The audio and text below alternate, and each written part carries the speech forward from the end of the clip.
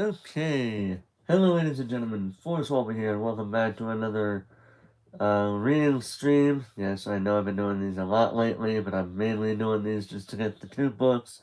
And I waited so long to get them out of the way, so I can finally move on to at least these three books that I got over here on my left, which would technically be, yeah, on this side, right here. Using my left hand. That's what I'm hitting. But yeah, so we are finally going to be reading Percy Jackson and the Olympians, The Lightning Thief, for the final, for the final time, reading chapters 20 through 22, which is the final chapter of the book. Um, but I want to say right now, yesterday was just absolutely incredible. Mainly the first stream, but the first stream yesterday was absolutely crazy. Probably the best one I've had yet thus far this year. Because so many interactions were going on that it's not even funny. I just wanted to point that out real quick. It was really crazy. If you weren't there, you'd have to see it for yourself. It was nice. It was nice to see all the people come together. So, here we are with the next book. And it is of course it's rated outside. Why wouldn't it be? Why wouldn't it be? Of course it's gotta be rated outside while I'm reading this in the daytime. Of course, right? So, without further ado, let's begin.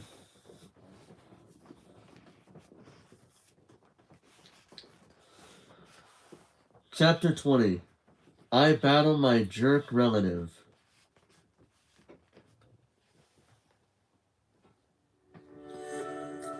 A Coast Guard boat picked us up, but they were too busy to keep us for long.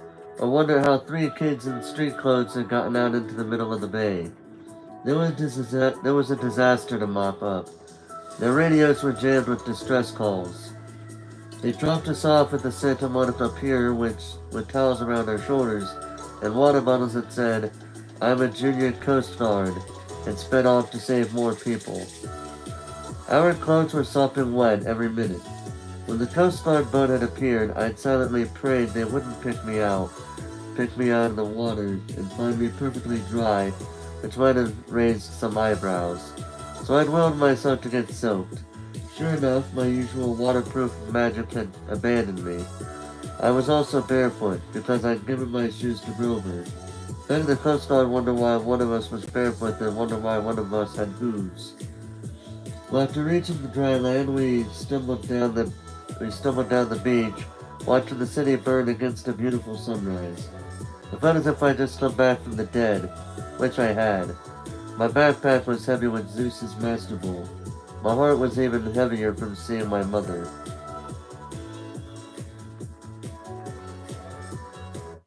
Yeah, we're not.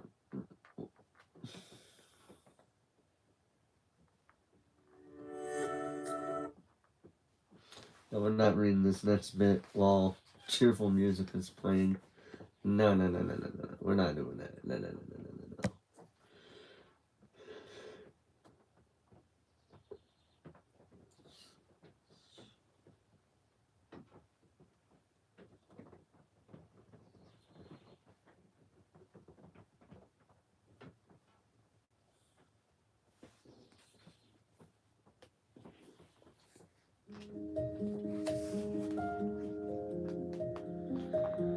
I don't believe it, Annabeth said. We went all that way. It was a trick, I said. A strategy worthy of Athena.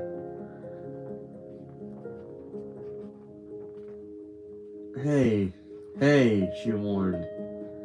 You get it, don't you? She dropped her eyes, her anger fading. Yeah, I get it.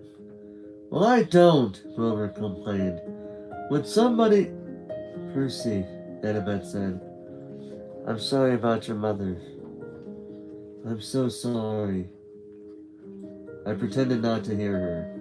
If I talked about my mother, I was going to start crying like a little kid. The prophecy was right, I said. You shall go west and face the god who has turned. But it wasn't Hades. Hades didn't want war among the big three. Someone else pulled off the theft. Someone stole Zeus's master bolt and Hades' helm, and framed me because I'm Poseidon's kid. Poseidon will get blamed by both sides. By sundown today, there will be a three-way war, and I'll have caused it. Grover shook his head, mystified. But who would be that sneaky? Who would want war that bad? I stopped in my tracks, looking down the beach. Gee, let me think. There he was, waiting for us, in his black leather duster and his sunglasses, his aluminum baseball bat propped on his shoulders. His motorcycle rumbled beside him, its headlight turning the sand red. Hey, kid, Harry said, seeming genuinely pleased to see me. You were supposed to die. You tricked me, I said. You stole the helm and the master bolt. Ares grinned. Well, now, I didn't steal them personally. Gods standing each other's symbols of power. That's a big no-no. But you're not the only hero in the world who can run errands. Who did you use? Clarissa? She was there at the winter solstice. The idea seemed to amuse him. Doesn't matter. The point is, kid, you're impeding the war effort. See, you've got to die in the underworld. See, then old seaweed will be mad at Hades for killing you. Corpse Breath will have Zeus's master bolt, so it's also being mad at him. And Hades is still looking for this. From his pocket he took out a ski cap, the kind bank robbers wear, and placed it between the handlebars of his bike. Immediately the cap transformed into an elaborate bronze war helmet. The helm of darkness, Grover gasped. Exactly, Ares said. Now where was I? Oh yes. Hades will be mad at both Zeus and Poseidon because he doesn't know who took this. Pretty soon we got a nice little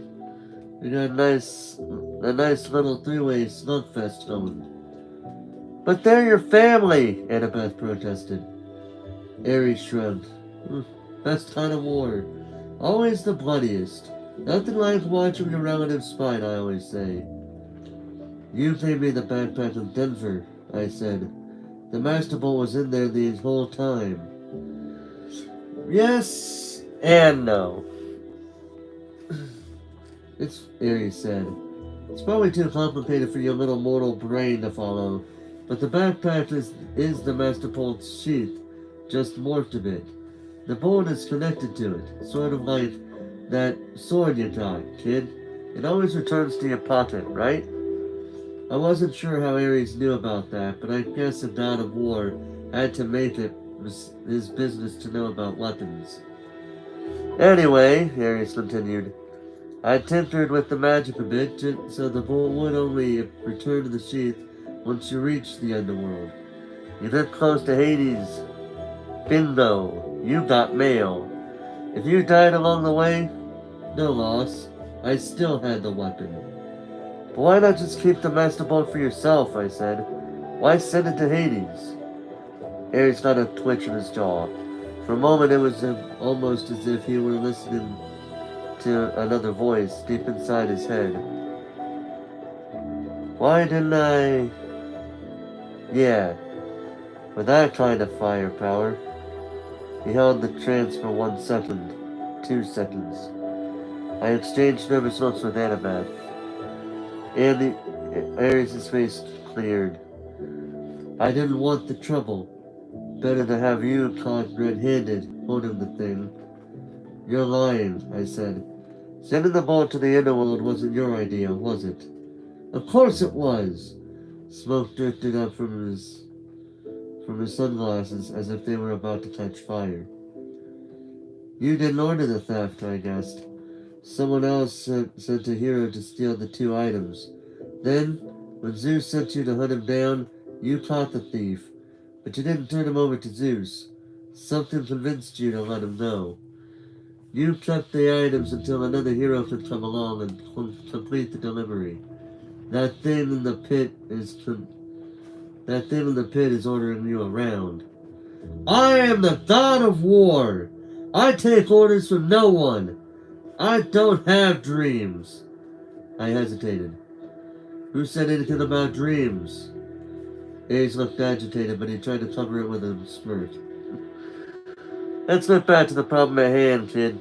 You're al- you're alive. I can't have you taking that ball to Olympus. You just might get those hard-headed idiots to listen to you. So I've got to kill you. Nothing personal. He snapped his fingers.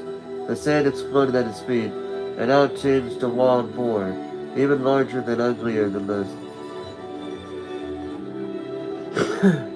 Oh, we're starting a battle, so we gotta put on battle music. Yep, we gotta put on battle music. It's gonna be a battle. It looks to be a battle happening now.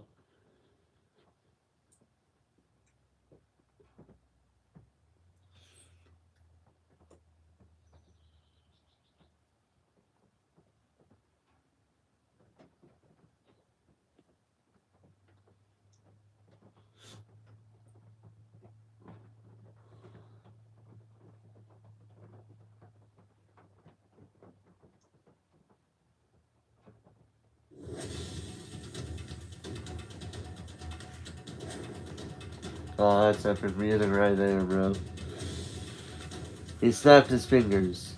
The sand exploded at his feet and out charged a wild boar, even larger and uglier than the one whose head hung above the door of cabin 7 at Camp Half-Blood.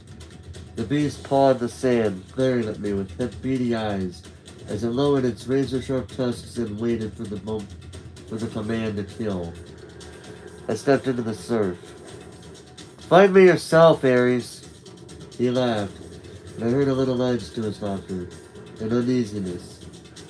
You've only got one talent, kid. Running away. You ran from the Chimera. You ran from the underworld. You don't have what it takes. Scared? In your adolescent dreams. But his sunglasses were starting to melt from the heat of his eyes. No direct involvement. Sorry, kid. You're not at my level. Annabeth said, Percy, run! The giant boar charged. But I was done running from monsters. Or Hades. Or Ares. Or anybody. As the boar rushed me, I uncocked my pin and sidestepped. Riptide appeared in my hands. I slashed upward. The boar's severed right tusk fell at my feet, while the disoriented animal charged into the sea. I shouted, Wave! Immediately, a wave surged up from nowhere and engulfed the boar, wrapping around it like a blanket. The beast squealed once in terror. Then it was gone, swallowed by the sea. I turned back to Ares. Are you gonna fight me now? I asked. Or are you gonna hide behind another pet pig? Oh, damn. Ares' face was purple with rage. Watch it, kid. I could turn you into a cockroach, I said. Or a tapeworm. Yeah, I'm sure. That'd save you from getting your godly hands whipped, wouldn't it? Flames danced around along the top of his glasses. Oh man, you're really asking to be smashed into a grease spot. If I lose, turn me into anything you want. Take the bolt. If I win, the helm and the bolt are mine, and you have to go away. Ares sneered. He swung the baseball bat off his shoulders. How would you like to get smashed? Classic or modern? Hey, Monkey Eyes boy, how you doing today? Hey, hi, so excited for you to finish the book. I am too. I showed him my sword. That's cool, Ted boy, he said. Classic it is. The baseball bat changed into a huge two-handed sword. The hilt was a large silver skull with a ruby in its mouth. Percy, Annabeth said, don't do this. He's a god. He's a coward, I told her. She swallowed. For this, at least. For luck.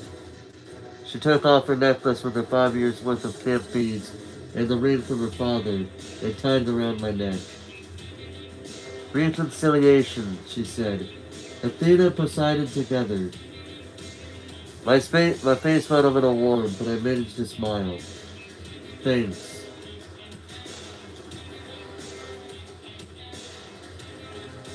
Before I begin to continue with the book, can I just say, is this really the start of a beautiful relationship, friendship relationship kind of friendship turned relationship kind of deal?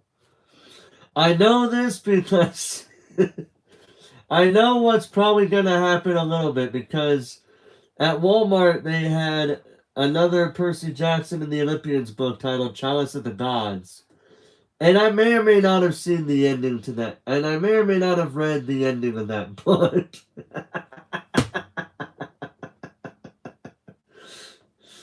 And yes, that is an actual book. I'm not kidding. It is a real book. It's not a fan-made story like you see all these other books, movies, TV shows, whatever, and all these things have been made. This is an actual book. Look it up on Google, and you'll see I'm not kidding. Getting back into the battle.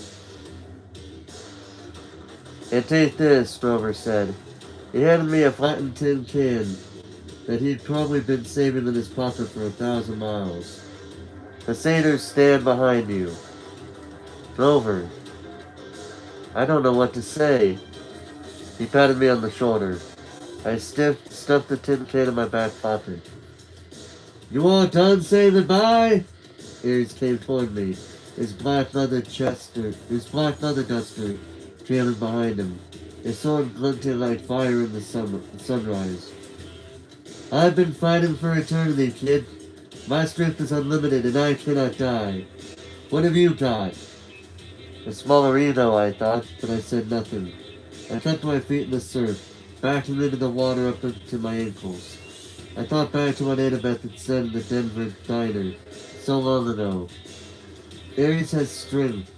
That's all he has. Even strength has to bow to wisdom sometimes. My body thought for me. The water seemed to push out into the air, and I catapulted over him. I slashed him as I came down. But Ares was just as quick. Slashed him as I came down. But Ares was... I already said that. Ares was just as quick. He twisted and the strike that should have caught him directly in the spine was deflected off the end of his sword hilt. He grinned. Not bad, not bad. He slashed again and I was forced to jump into dry land. I was trying to sidestep to get back to the water, but Ares seemed to know what I wanted. He outmaneuvered me, pressing so hard I had to put all my concentration on not getting sliced into pieces. I tried backing away from the surf. I couldn't find any openings to attack. His sword had a reach several feet longer than Anaclosmos. Get in close, Luca told me once, back in our sword class. When you've got the shorter blade, get in close. I stepped inside with a thrust, but Ares was waiting for that. He knocked my blade out of my hands and kicked me in the chest.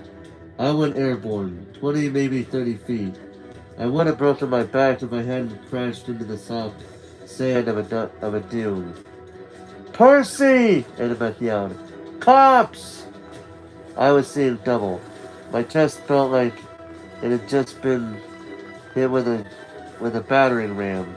I managed to lift to my feet. I couldn't look away from Ares for fear he'd slice me in half, but out of the corner of my eye, I saw red lights flashing on the shoulder boulevard. Car doors were slamming. There, officer! Somebody yelled. See? A gruff cop voice. Looks like the kid on TV. What the heck? That guy's armed, another cop said. Call for backup! I rolled to one side as Ares' blade slashed the sand. I ran for my sword, scooped it up, and launched a swipe at Ares' face, only to find my blade deflected again. Ares seemed to know exactly what I was going to do the moment before I did it. I stepped back toward the toward the surf, forcing them to follow. Admit it, kid, Ares said. You've got no hope. I'm just toying with you. My senses were working overtime. I now understood what Annabeth had said about ADHD, keeping you alive in battle. I was wide awake, noticing every little detail. I could see where Ares was tensing. I could tell which way he would strike. At the same time, I was aware of Annabeth and Grover 30 feet to my left. I saw a second cop pulling up siren wailing. Spectators, people who had been wandering the streets because of the earthquake, were starting to gather. Among the crowd, I thought I saw a few who were walking with the strange trotting grit of disguised satyrs. There were shimmering forces of spirits. I cannot read in the dark. Hold on, let me turn my light on. I cannot read this. Not in the dark. I need to turn my light on.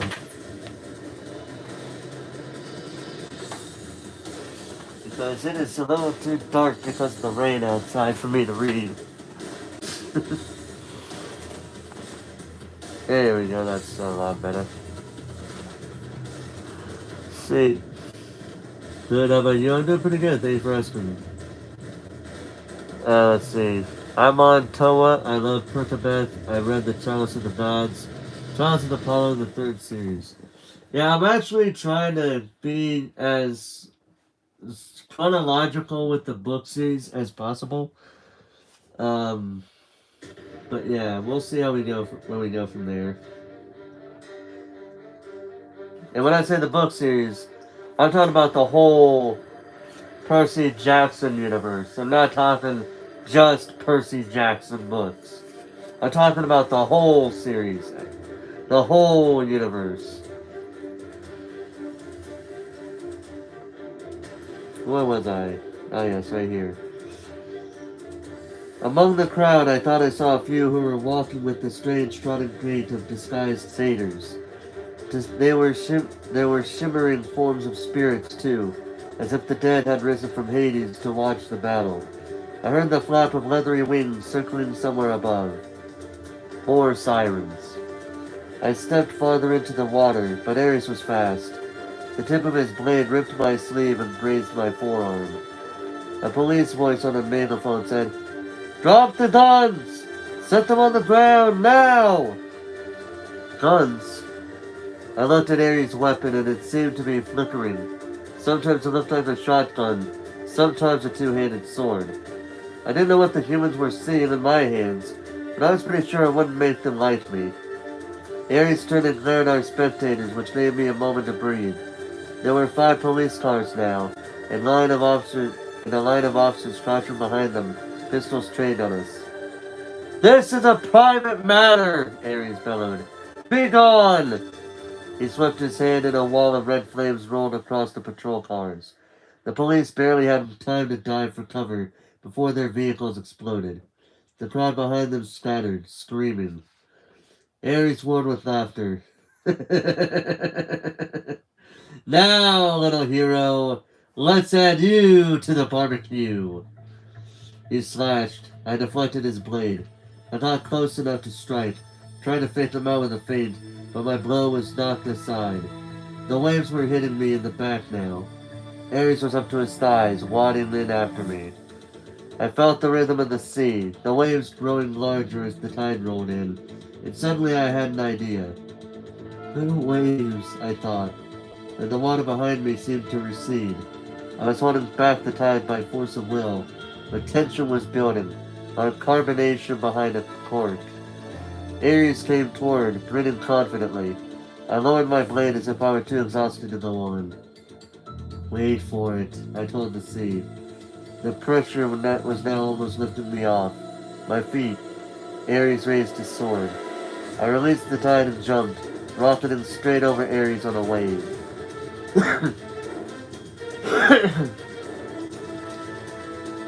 A 6-foot wall of water smashed him full in the face, leaving him cursing and sputtering with a mouthful of seaweed. I landed behind him with a splash and fainted toward his head, as I'd done before.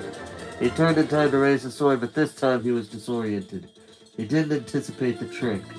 I changed direction, lunged to the side, and stabbed Riptide straight down into the water, sending the point through the god's heel. The roar that followed made Hades' earthquake look like a minor event. The very sea was blasted back from Ares, leaving a wet circle of sand 50 feet wide. Ichor, the golden blood of the gods, flowed from a gash in the war god's boot. The expression on his face was beyond hatred.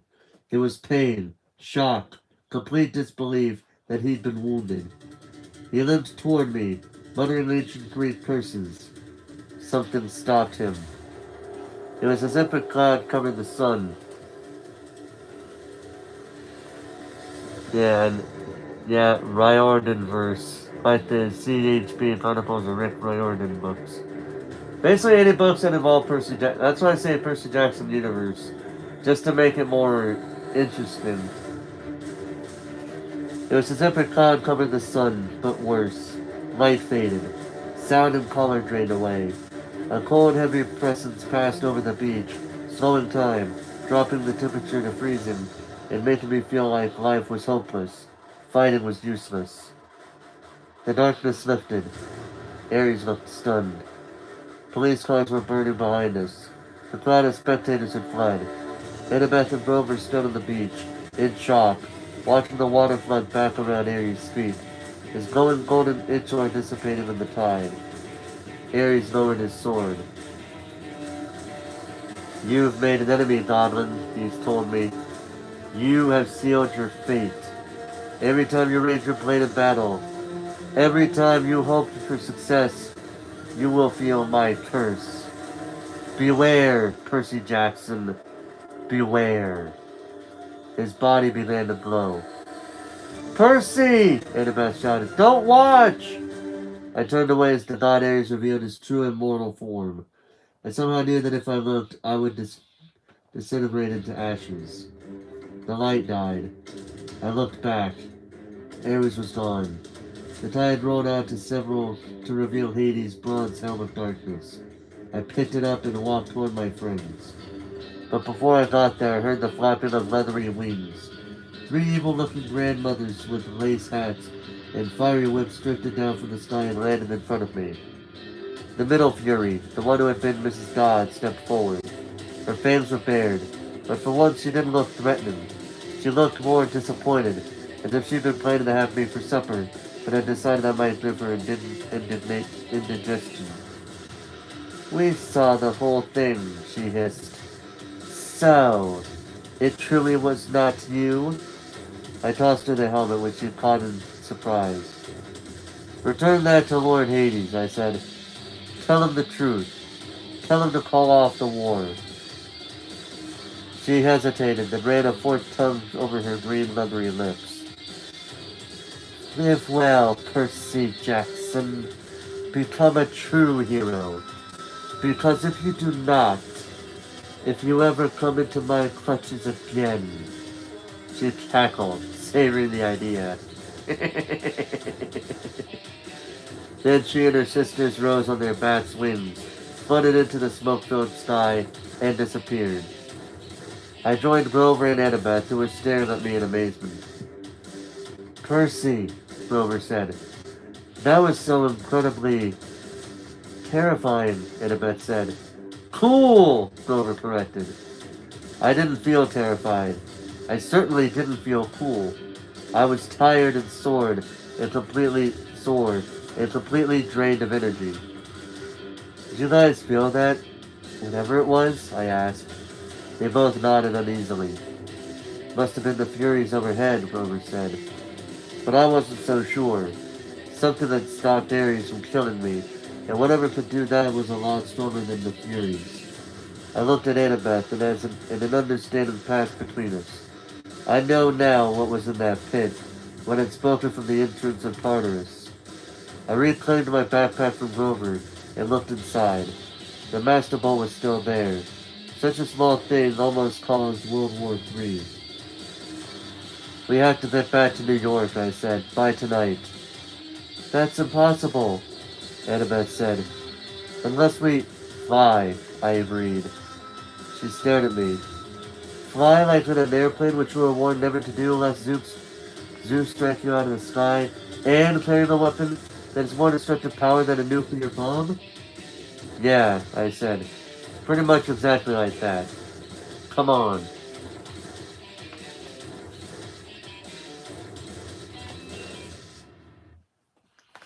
I only just let that fight music just keep on playing. Because why not?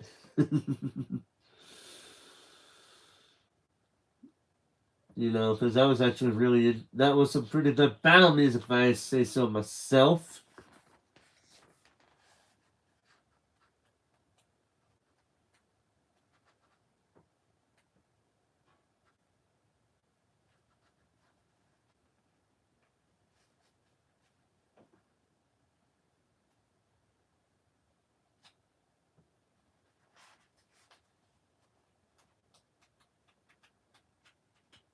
Alright.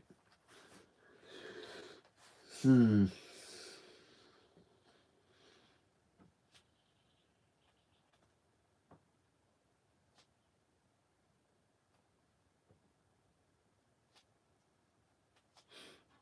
This is chapter 21. Yes, indeed. I'm just trying to see.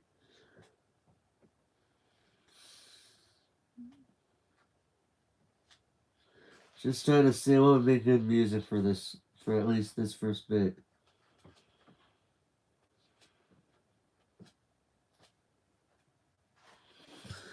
Uh.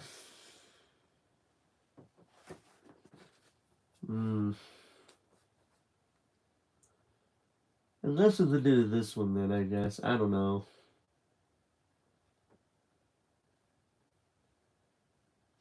It actually read my mind on what I was probably thinking on, actually.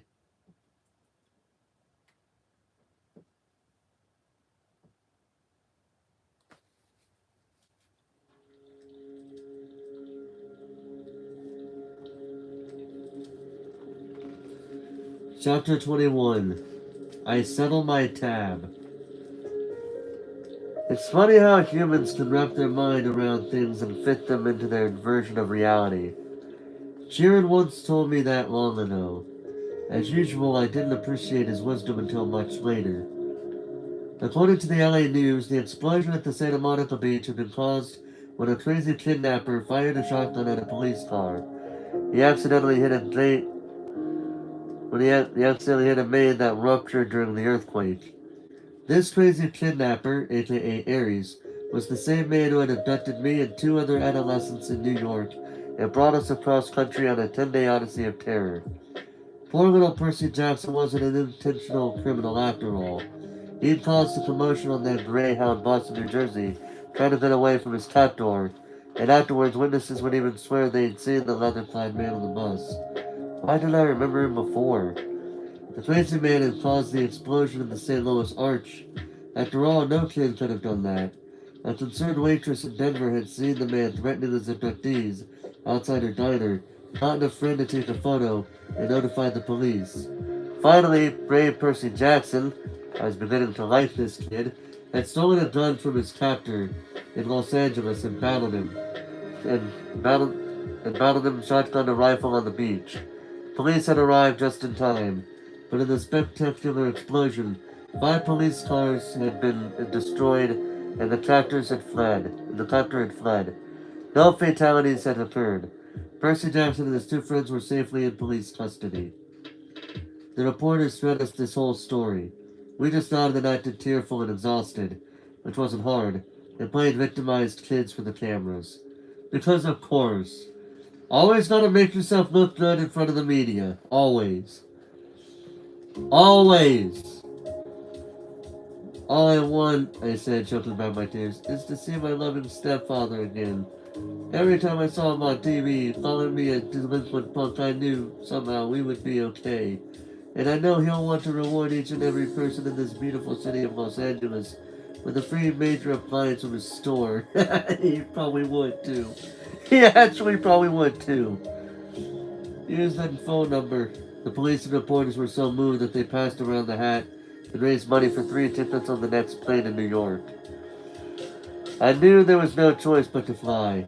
I hoped Zeus would cut me some slack, considering the circumstances, but it was still hard to force myself on board the flight. Takeoff was a nightmare. Every spot of turbulence was scarier than a Greek monster. I didn't unclench my hands from the armrests until we touched down safely at LaGuardia. The local press was waiting for us outside security, but we managed to evade them thanks to Annabeth, who lured them away in her invisible Yankees cap, shouting, "They're over by the frozen yogurt! Come on!" Then rejoined us at the baggage claim.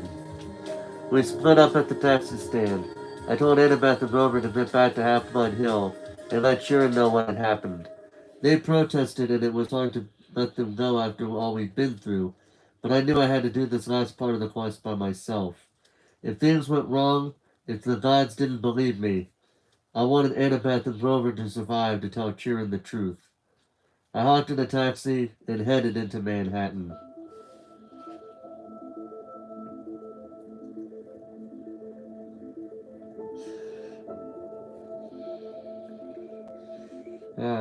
Here we go.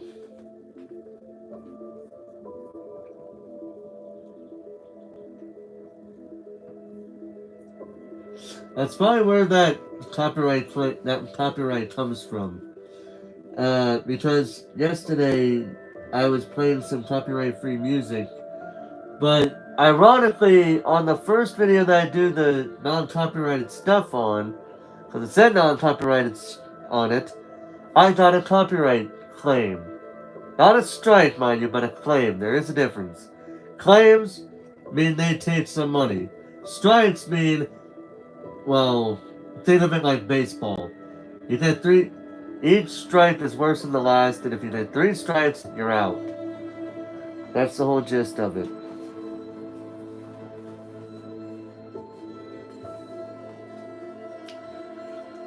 Yeah, let's go ahead and. That means it was. That means if it was. That's mean if it's not copyright. I know, but some people have a tendency, like PewDiePie once said one time, a song that he himself did. He said people were allowed to use. But then some random company copyright claimed his video that he did after the music video was made in the name of that music. And he's like, how the hell does that work? It's my song, and I gave people permission to do it, and you guys are false flagging people for it? What the fuck? That's pretty much the gist of it. And yes, it can be annoying. Like, dude, you want to know what's the worst part about YouTube and music? Let me tell you. Many years ago, I did a blind playthrough of the game that is What Remains of Edith Finch. Okay? And if you don't know what a blind playthrough is, it's basically a video. It's basically a term that means this is our first time playing it. Some people say first time playthrough, others say blind playthrough. They're both the same thing. Just so we're all clear on what that means. Alright? I'm just saying it for anybody that doesn't know it. Okay? But yeah, it was a blind playthrough, and I even made it known that it was a blind playthrough. So whatever was in the game, I had no idea what was going to happen. And then after the stream was over, because the game was a relatively short one, honestly, I probably played it in 2 parts, if not just one. I think I played it just in one stream because it was that short, I think. Because I didn't know I didn't know how long it was. Because it was the very first time I played it. So, of course, I'm going to be saying part 1 on a stream that probably would not be 2 parts. But I still said part 1 just in case. But anyway, so, I know it was from many years ago. That's why. That's why. It was like way before the subscriber numbers started started going up in recent times. It was way before that. Probably when I was like 2 to 300 subscribers back then, if not a little bit more than that. So yeah. Um, but anyway, what happened was I got a copyright claim on 2 songs. The first song was a song that was very similar, but not exactly, to the Halloween theme. Because it sounded like Halloween, right? It pretty much was a Halloween theme, but it had different instrumentation on it, right? And then the second song was well, I can't remember the name of the song, but it's the one song that's very synonymous with the Nutcracker. You know, that one. I think it was like the dance or the march of the Super Plum Fairies. I think it's called. I can't remember, but it had something to do with the Sugar Plum Fairies scene. Every time that pops up, that music plays.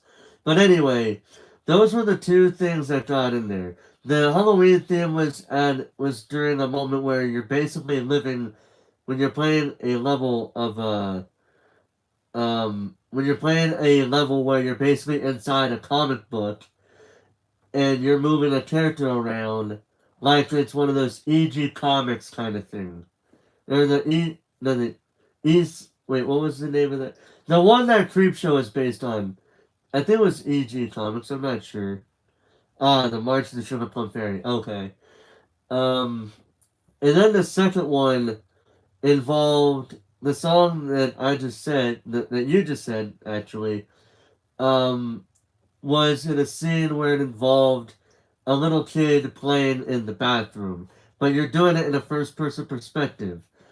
And what you're doing is you're actually like you're looking at this thing from a child's perspective, but you're playing a fraud in that moment, kind of like you would with kind of like you would with kind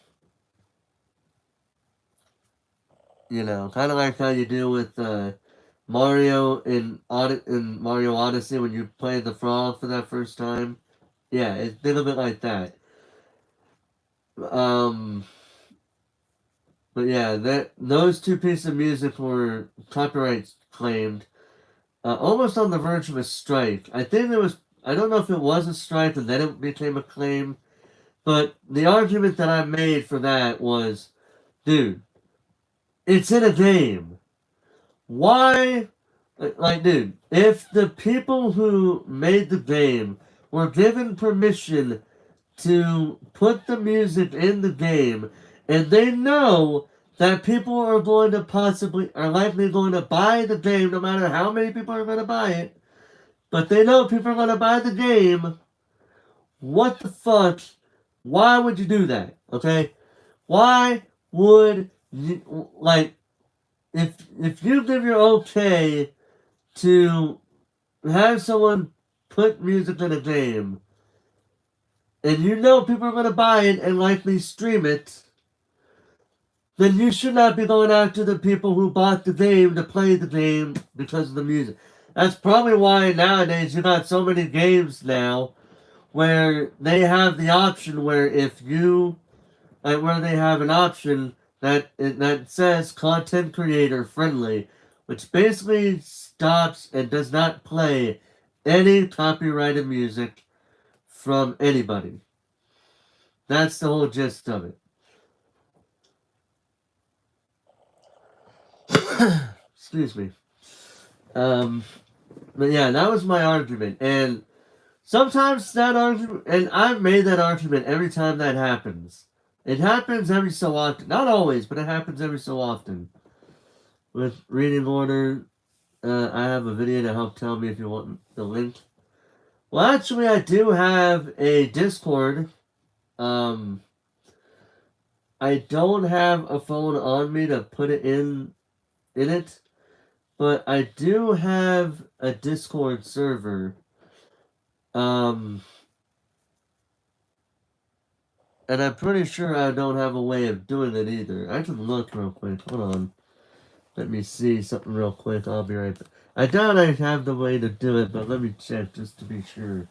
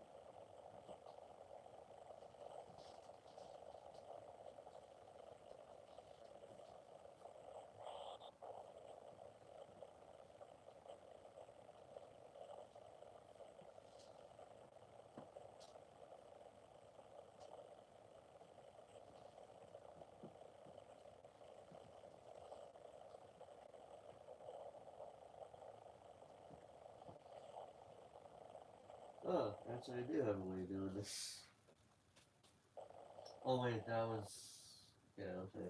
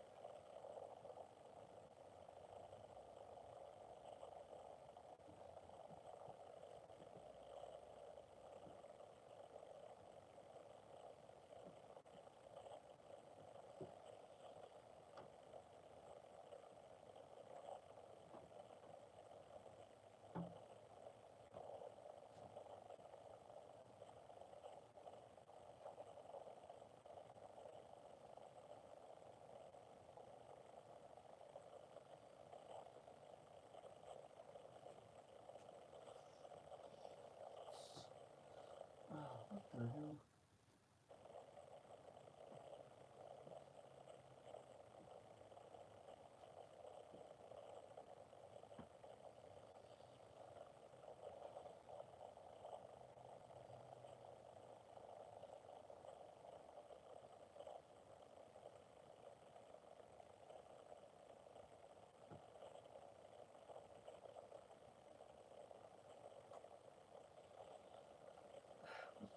Oh, wait a minute.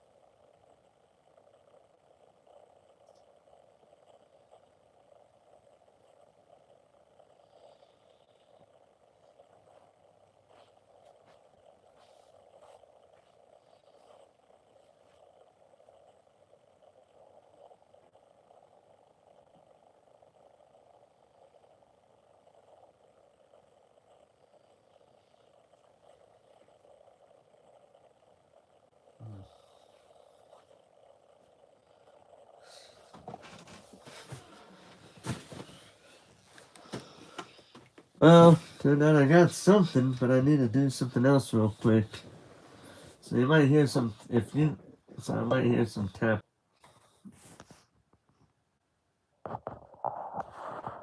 Yeah, just so we're clear, guys, I was trying to do something, and, so, Yeah, I had to try to do something.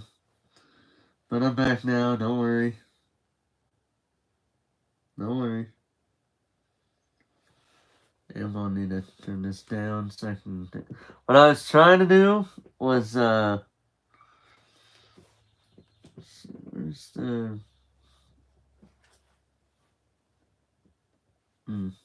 Yeah, whatever. Yeah, whatever. Shut up, me. On the phone. Um, Shut up, me on this tablet.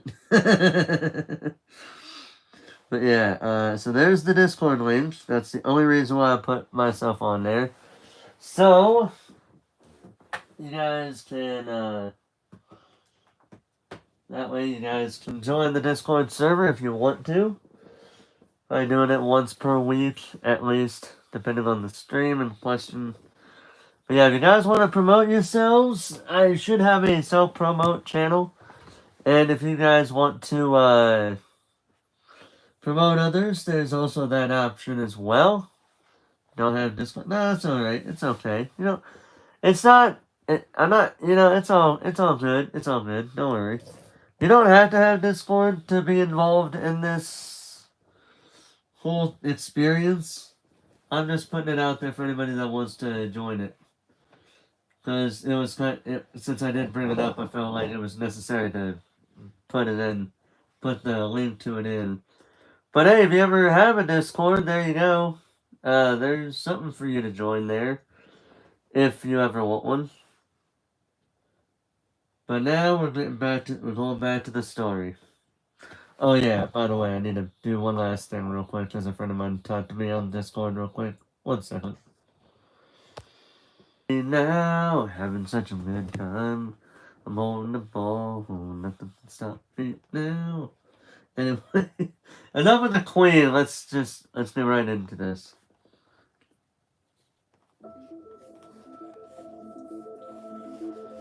"30 minutes later, I walked into the lobby of the Empire State Building.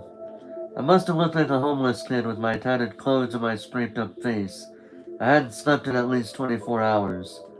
I went up to the guard at the front desk and said, 600th floor. He was reading a huge book with a picture of a wizard on the front. I wasn't much into fantasy, but the book must have been good because the guard took a while to look up. No such floor, kiddo.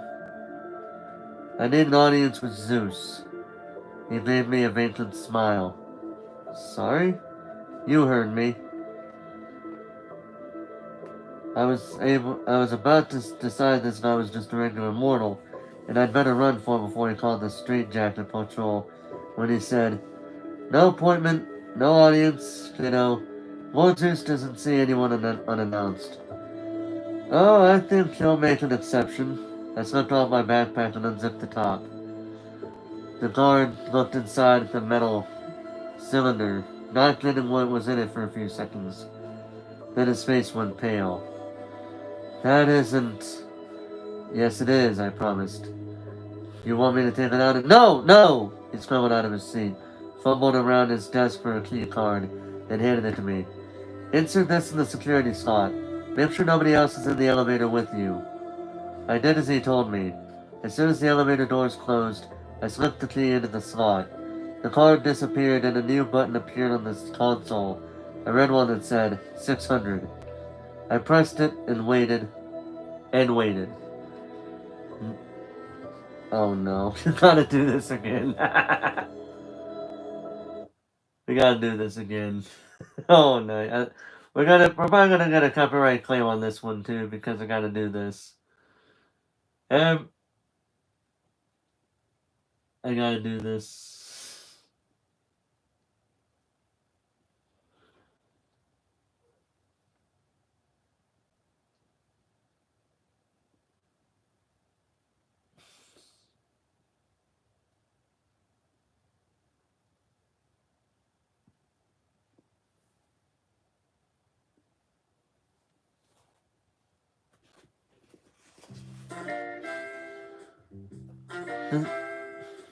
Oh, wait. Music played. Raindrops keep falling on my head.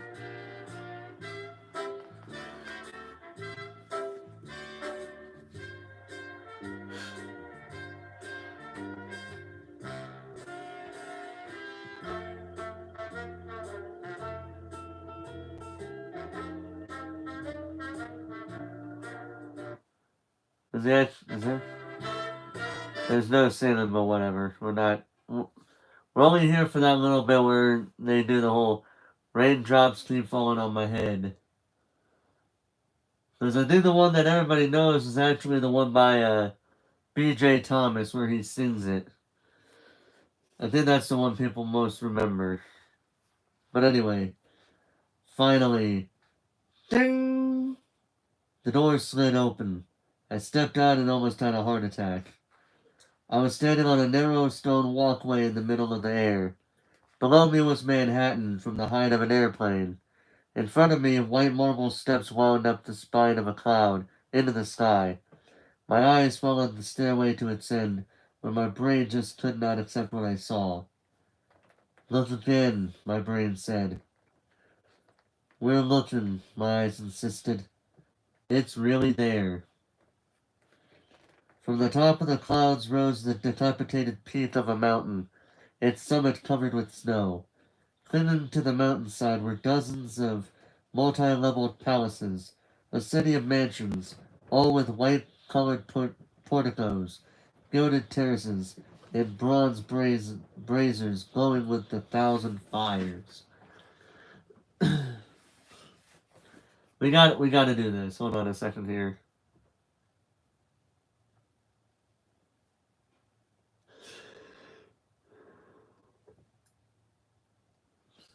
Do we have anything that involves royalty in this free music? In this copyrighted music? Because I think that would best fit the description here. I hate when I press one button and the thing does not want to work with me here.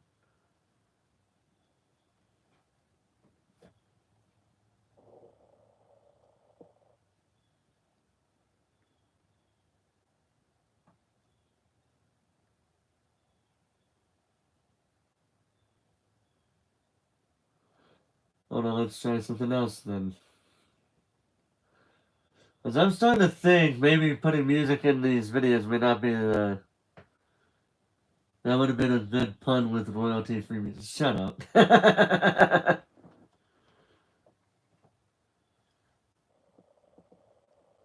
And I'm saying that as a joke. Calm down, don't worry. I don't actually mean it, but I'm just... here we go.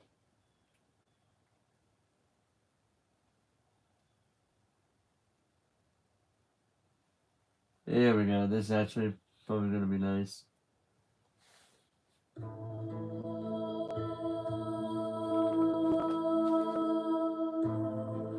It's cool. God, it was a joke. Yeah.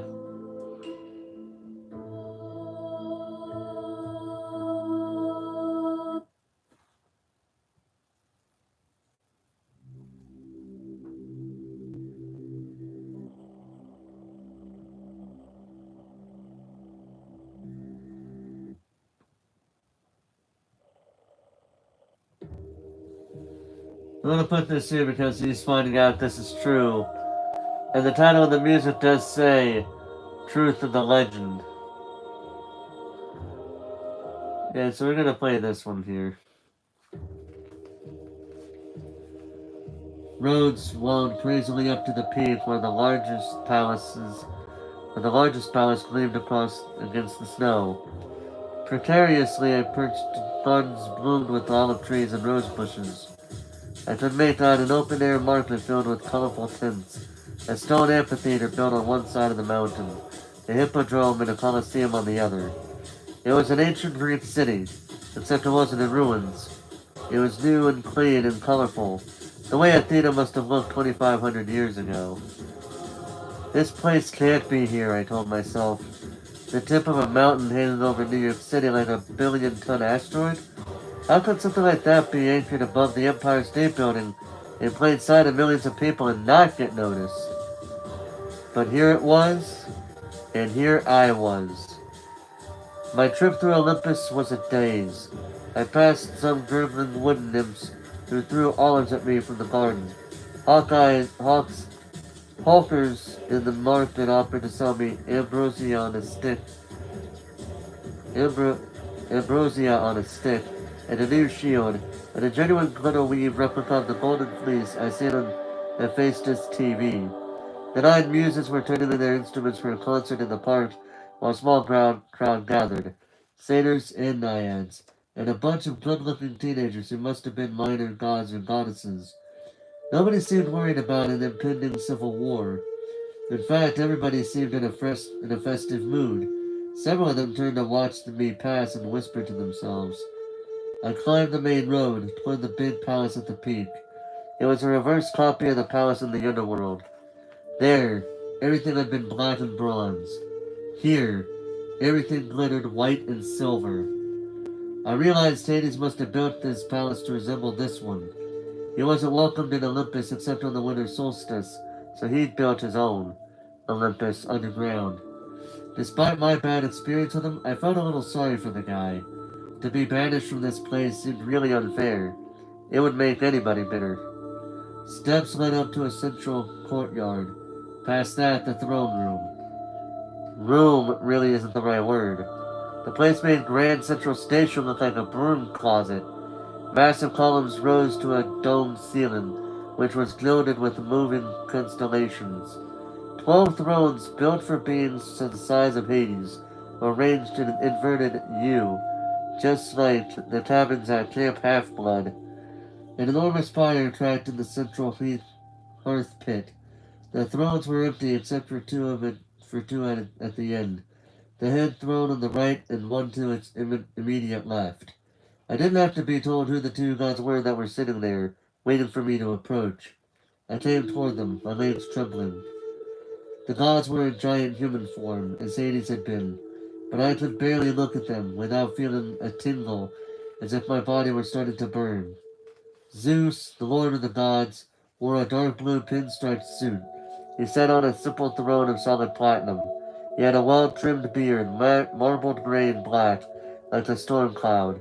His face was proud and handsome and grim, his eyes rainy gray. As I got nearer to him, the air crackled and smelled of ozone. The god sitting next to him was his brother, without a doubt. He was dressed very differently. He reminded me of a beachcomber from Key West.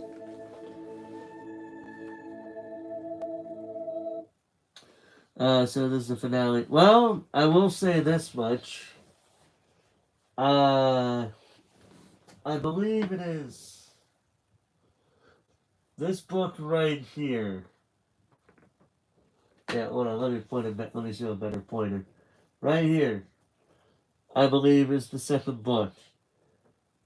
So, I don't know when I'll get to it, but it'll be sometime. I don't know when, but it'll happen.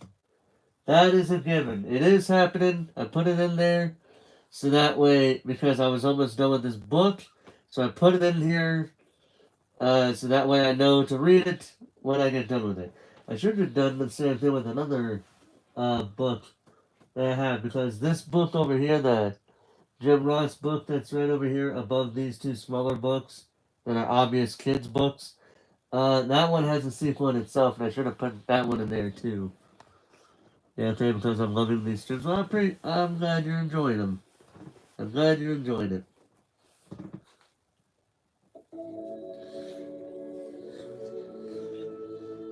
The beach cover from Key West. He wore leather sandals, khaki Bermuda shorts, and a Tommy Bahama shirt with coconuts and parrots all over it. His skin was deeply tanned, his hands scarred like an old-time fisherman's. His hair was black like mine. His face had that same brooding look that had always gotten me branded the rebel. But his eyes, so sea green like mine, were surrounded by sun crinkles that told me he smiled a lot too. His throne was a deep-sea fisherman's chair. It was the simple swiveling kind, with a black leather seat and a built-in holster for a fishing pole. Instead of a pool, the holster held a bronze trident, flickering with green light around the tips. The gods weren't moving or speaking, but there was tension in the air as if they'd just finished an argument. I approached the fisherman's throne and knelt at his feet. Father, I dared not look up. My heart was racing. I could feel the energy emanating from the 2 gods. If I said the wrong thing, I had no doubt they would blast me to dust. To my left, Zeus spoke. Should you not address the master of this house first, boy? I tucked my head down and waited. Peace, brother, Poseidon finally said. His voice stirred my oldest memories. That one glow I remembered as a baby. The sensation of this god's hand on my forehead. The boy defers to his father. This is only right. You still claim this? You still claim him then? Zeus asked menacingly. You claim this child whom you sired against our sacred oath? I have admitted my wrongdoing, Poseidon said. Now I would hear him speak. Wrongdoing. A lump welled up in my throat. Was that all I was? A wrongdoing? The result of a god's mistake? I have spared him once already, Zeus grumbled, daring to fly through my domain. Pah! I should have blasted him out of the sky for his impudence. And risk destroying your own master bolt? Poseidon asked calmly. Let us hear him out, brother. Zeus grumbled once more. I shall listen, he decided. Then I shall make up my mind whether or not to cast this boy down from Olympus. Perseus, Poseidon said, look at me. I did, and I wasn't sure what I saw in his face. There was no clear sign of love or approval, nothing to encourage me. It was like looking at the ocean. Some days you could tell what mood it was in. Most days, though, it was unreadable, mysterious. I got the feeling Poseidon really didn't know what to think of me. He didn't know whether he was happy to have me as a son or not. In a strange way, I was glad that Poseidon was so distant. If he tried to apologize or told me he loved me, or even smiled, it would have felt fake. Like a human dad making some lame excuse for not being around. I could live with that. After all, I wasn't sure about him yet either. Address Lord Zeus, boy, Poseidon told me. Tell him your story. So I told Zeus everything, just as it had happened. I took out the metal cylinder, which began sparkling in the sky god's presence, and laid it at his feet. There was a long silence, broken only by the crackle of the hearth fire. Zeus opened his palm. The lightning bolt flew into it. As he closed his fist, the metallic points flared with electricity until he was holding what looked more like the classic thunderbolt, a 20-foot javelin of arching, hissing energy that made the hairs on my scalp rise. I sense the boy tells the truth, Zeus muttered. But that Ares would do such a thing, it is most unlike him. He is proud and impulsive, Poseidon said. It runs in the family. Lord? I asked. They both said, yes. Ares didn't act alone. Someone else, something else, came up with this idea. I described my dreams and the feeling I'd had on the beach, that momentary breath of evil that had seemed to stop the world and made Ares back off from killing me. In the dreams, I said, the voice told me to bring the bolt to the underworld. Ares hinted that he'd been having dreams too. I think he was being used just as I was, to start a war. You are accusing Hades after all? Zeus asked. No, I said. I mean, Lord Zeus. I've been in the presence of Hades. This feeling on the beach was different. It was the same thing I felt when I got close to that pit. That was the entrance to the Tartarus, wasn't it? Something powerful and evil is stirring down there. Something even older than the gods. Poseidon and Zeus looked at each other. They had a quick, intense discussion in ancient Greek. I only caught one word. Father. Poseidon made some kind of a suggestion, but Zeus cut him off. Poseidon tried to argue. Zeus held him up angrily. We will speak of this no more, Zeus said.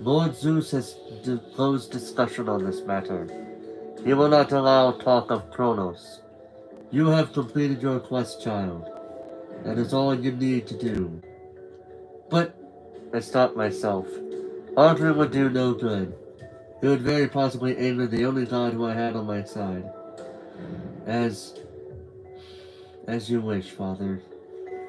A faint smile played on his lips. Obedience does not come naturally to you, does it? No, sir. I must take some blame for that, I suppose.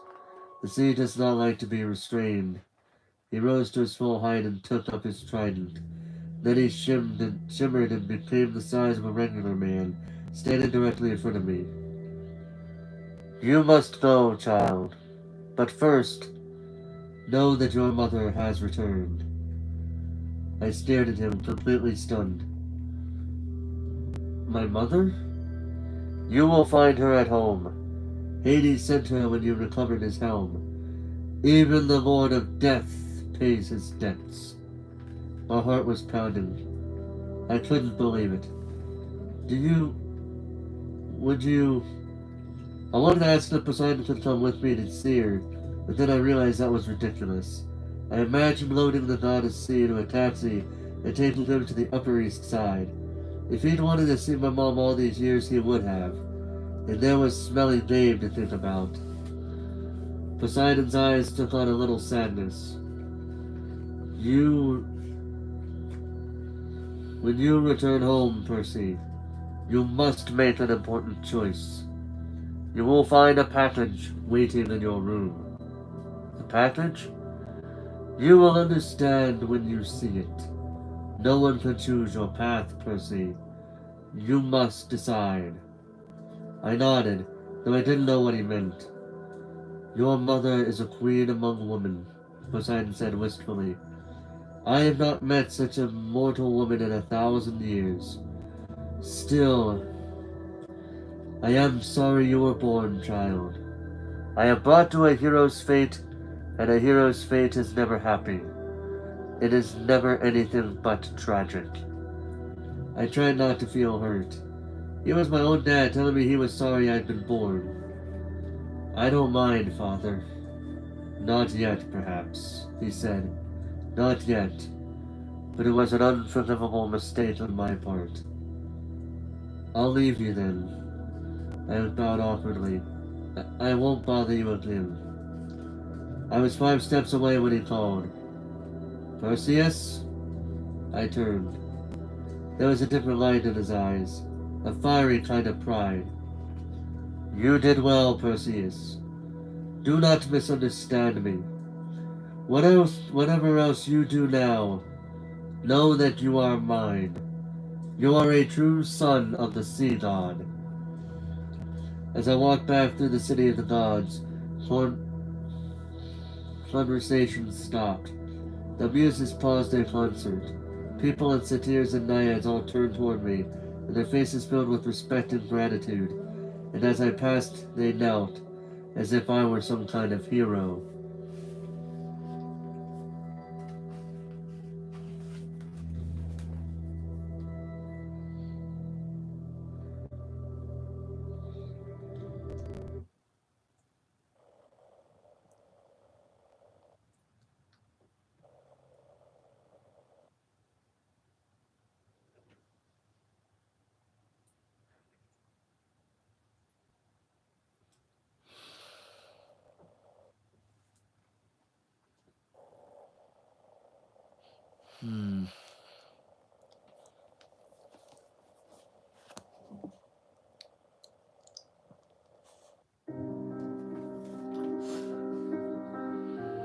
So now I got one here for us.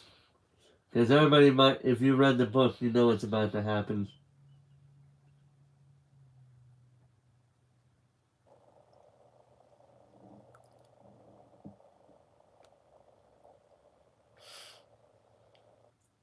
There we go. That's actually what I wanted right there, actually.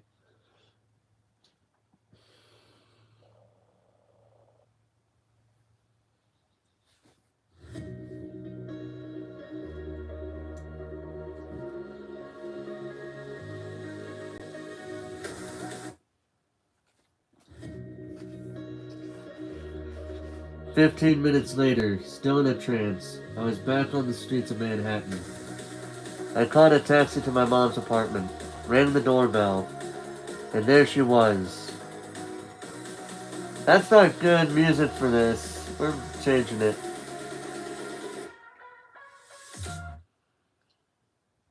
It's not good music for this. We gotta change this to something else.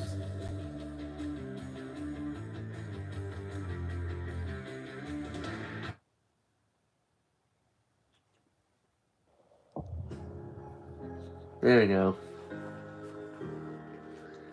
I caught a taxi to my mom's apartment, rang the doorbell, and there she was. My beautiful mother, smelling of peppermint and licorice. The weariness and worry evaporated from her face as soon as she saw me.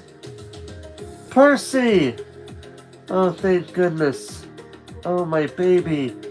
She crushed the air right out of me. We stood in the hallway as she cried and ran her hands through my hair. I'll admit it, my eyes were a little misty too. I was shaking. I was so relieved to see her. This music! We need it more emotional. We need it more emotional. Let me find emotional music.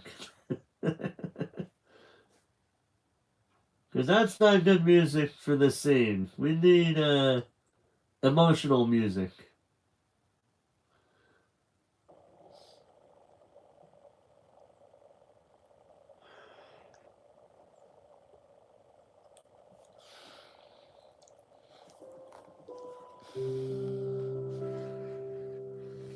Oh no, we gotta do this in perfect timing here. It's some rebellious music ready. Okay. 15 minutes later, still in a yes, I'm restarting from the beginning. Don't at me. 15 minutes later, still in a trance, I was back on the streets of Manhattan. I caught a taxi to my mom's apartment, rang the doorbell, and there she was. My mother, the smelling of peppermint and licorice, the weariness and worry evaporating from her face as soon as she saw me. Percy! Oh, thank goodness. Oh, my baby. She crushed the air right out of me. We stood in the hallway as she cried and ran her hands through my hair. I'll admit it, my eyes were a little misty too. I was shaking. I was so relieved to see her. She told me she'd just appeared at the apartment that morning, scaring Gabe half out of his wits. She didn't remember anything since the Minotaur and couldn't believe it. And Gabe told her I was a wanted criminal, traveling across the country, blowing up national monuments. She'd been going out of her mind with worry all day because she hadn't heard the news. David forced her to go into work, saying she had a month's salary to make up and she'd better get started. Of course he would, motherfucker. I swallowed back my anger and told her my own story. I tried to make it sound less scary than it had been, but that wasn't easy. I was just getting to the fight with Ares when Gabe's voice interrupted from the living room. Hey, salad! I said salad.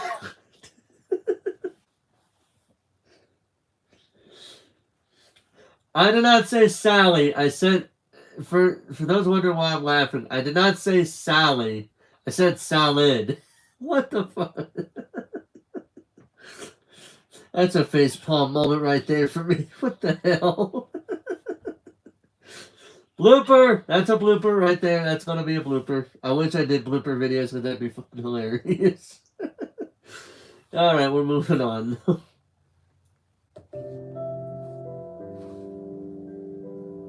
Hey, salad! Hey, Sally! That meatloaf done yet or what? She closed her eyes. He isn't gonna be happy to see you, Percy. The store got 500,000 phone calls today from Los Angeles. Something about free appliances? Oh yeah, about that. She managed a weak smile. Just don't make him angrier, alright? Come on. In the month I'd been gone, the apartment had turned into Gabe land. Garbage was ankle deep on the carpet. The sofa had been reupholstered in beer cans. Dirty socks and underwear hung off the lampshades. Gabe and three of his big goony friends were playing poker at the table. When Gabe saw me, his cigar dropped out of his mouth. His face got redder than lava. You got some nerve coming here, you little punk! I thought the police... He's not a fugitive after all, my mother interjected. Isn't that wonderful, Gabe? Gabe looked back and forth between us. He didn't seem to think my homecoming was so wonderful. Bad enough I had to give back your life insurance money, Sally, he growled. Give me the phone, I'll call the cops. Gabe, no! He raised his eyebrows. Did you just say no? You think I'm gonna put up with this little punk again? I can still press charges against him for ruining my Camaro. But he raised his hand and my mother flinched. For the first time I realized something. David hit my mother. I didn't know when or how much, but I was sure he'd done it. Maybe it had been going on for years when I wasn't around.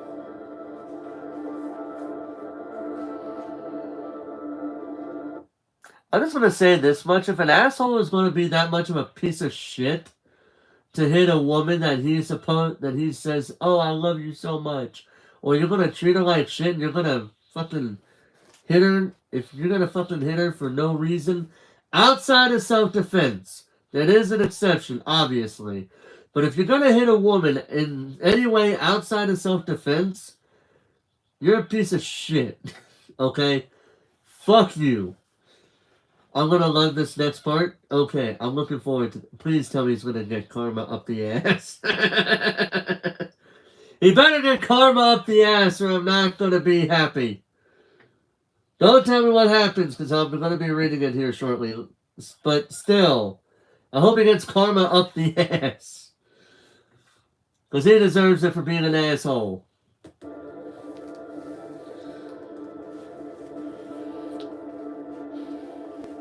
A balloon of anger started expanding in my chest. I came toward Gabe, instinctively taking my pen out of my pocket. He just laughed. What, punk? You gonna write on me? You touch me, you're going to jail forever, you understand? Hey, Gabe. His friend Eddie interrupted. He's just a kid. Gabe looked at him resentfully and mimicked in a falsetto voice. Just a kid. His other friends laughed like idiots. I'll be nice to you, punk. Gabe showed me his tobacco-stained teeth. I'll give you 5 minutes to get your stuff and clear out. After that, I call the police. Gabe! My mother pleaded. He ran away, Gabe told her. Let him stay gone. I was itching to untap Riptide, but even if I did, the blade wouldn't hurt humans. And Gabe, by the loosest definition, was human. My mother took my arm. Please, Percy, come on, we'll go to your room. I let her pull me away, my hand still trembling with rage. My room had been completely filled with Gabe's junk. There were stacks of used car batteries, a rotten bouquet of sympathy flowers, with a card from somebody who'd been at Barbara Walters' interview. Gabe is just upset, honey, my mother told me. I'll talk to him later. I'm sure it'll work out.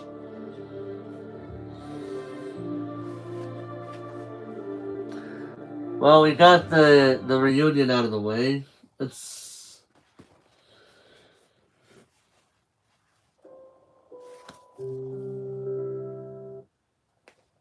Yeah, we're just gonna move on from that because we already played it. Let's see here.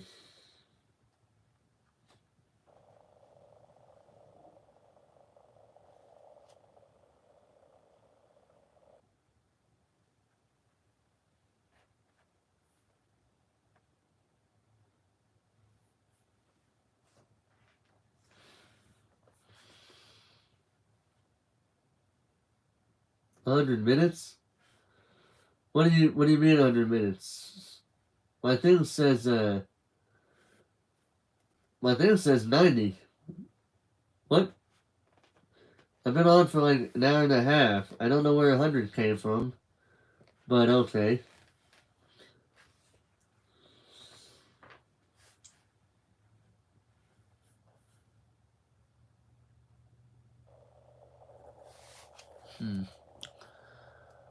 My one says 100.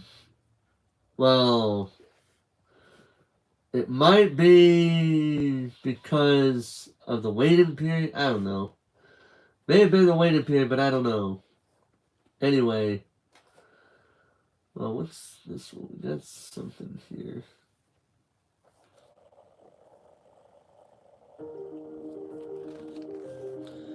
Mom, it'll never work out. Not as long as Gabe's here. She wrung her hands nervously. I'll take you to work with me for the rest of the summer. In the fall, maybe there's another boarding school. Mom. She lowered her eyes. I'm trying, Percy. I need some time. A package appeared on my bed. At least I could have sworn it hadn't been there a moment before. It was a battered cardboard box about the right size to fit a basketball. The address on the mailing slip was in my own handwriting. The gods. Mount Olympus. Oh! Oh! Oh! Yeah, oh no! I know exactly where this is going. You guys if you did not watch my reading of this story at any point, you have to watch, I think, the second or third part to get the context. But oh my god, I know exactly where this is going. Holy shit. Oh, oh no. Oh no. Oh no.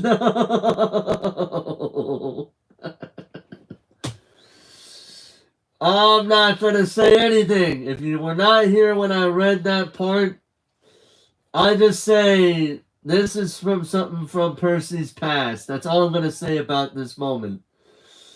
You guys, if you guys have read this story, or if you read or watched part 2 or 3 of my reading stream of this book, you'll know exactly what happened. You'll know exactly what happens here. You know exactly what's going on. All it took was the 604 for me to realize what's going on here. The gods. Wait, hold on, I gotta play the music again. Hold on. The gods. Mount Olympus. 600th floor. Empire State Building. New York, New York.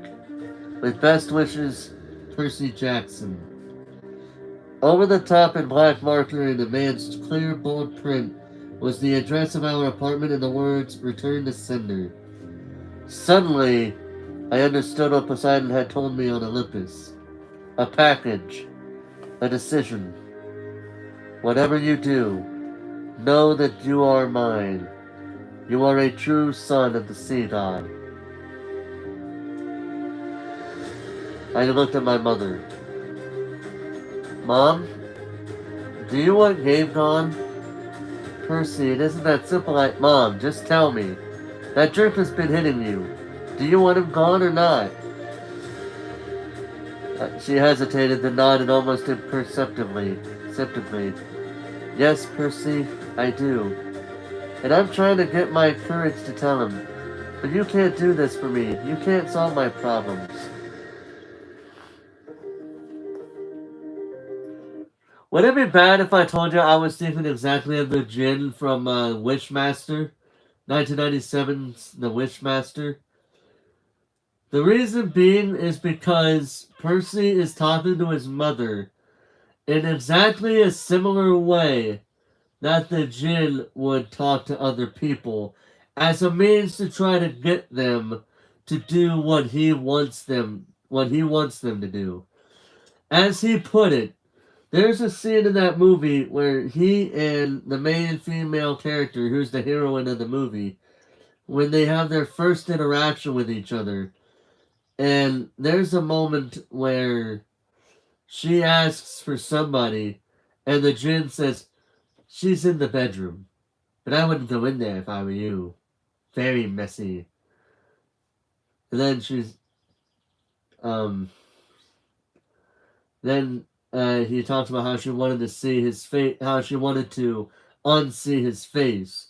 And he does it in a way that basically kills her. And then she yells at him, saying, she didn't wish to be dead, you lying sack of shit. And then he's like, I don't kill people. Wait. He says something.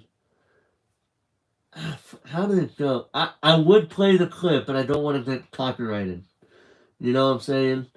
But yeah, they have a conversation, and she goes off on him saying that the person he was talking to did not want to be dead, did not wish to be dead.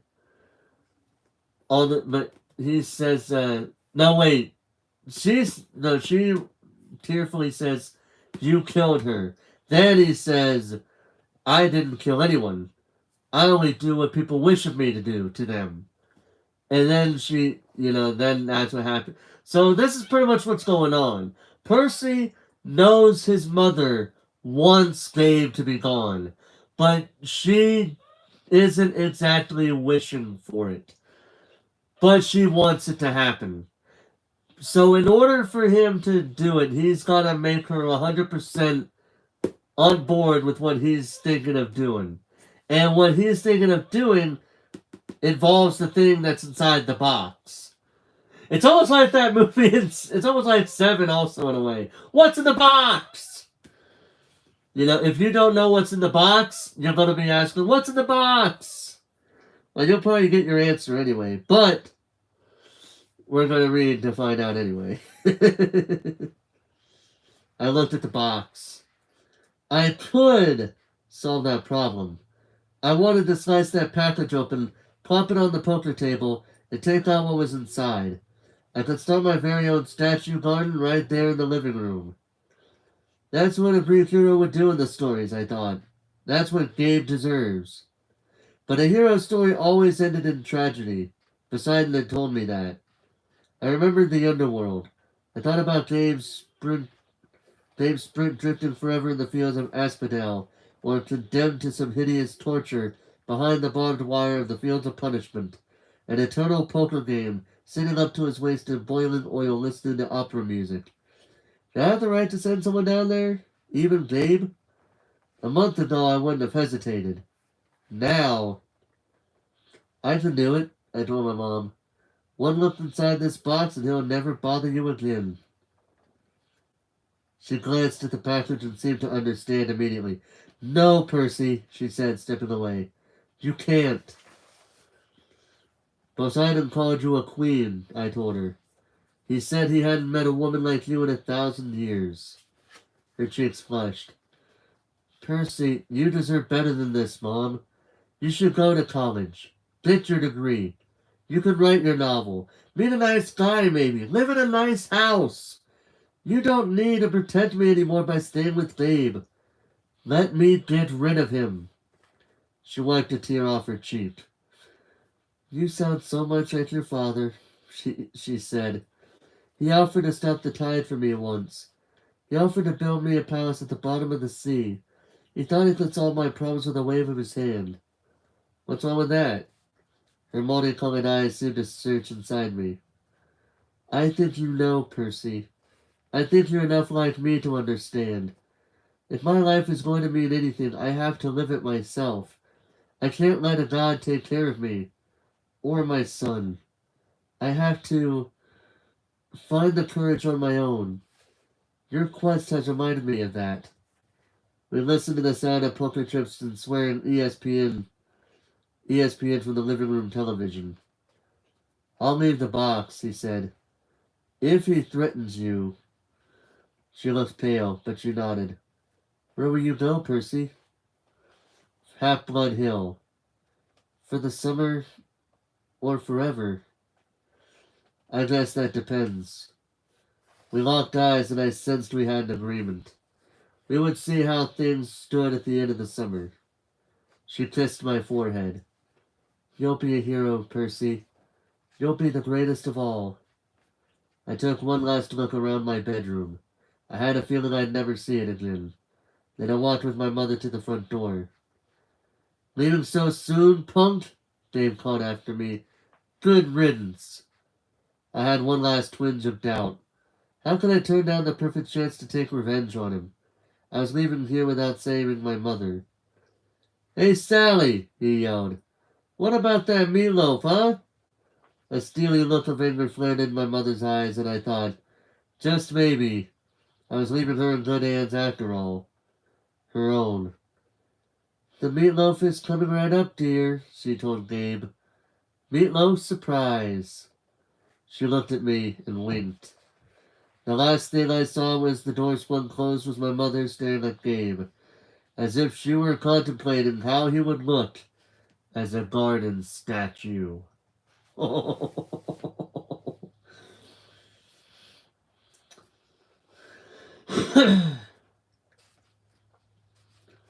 And now,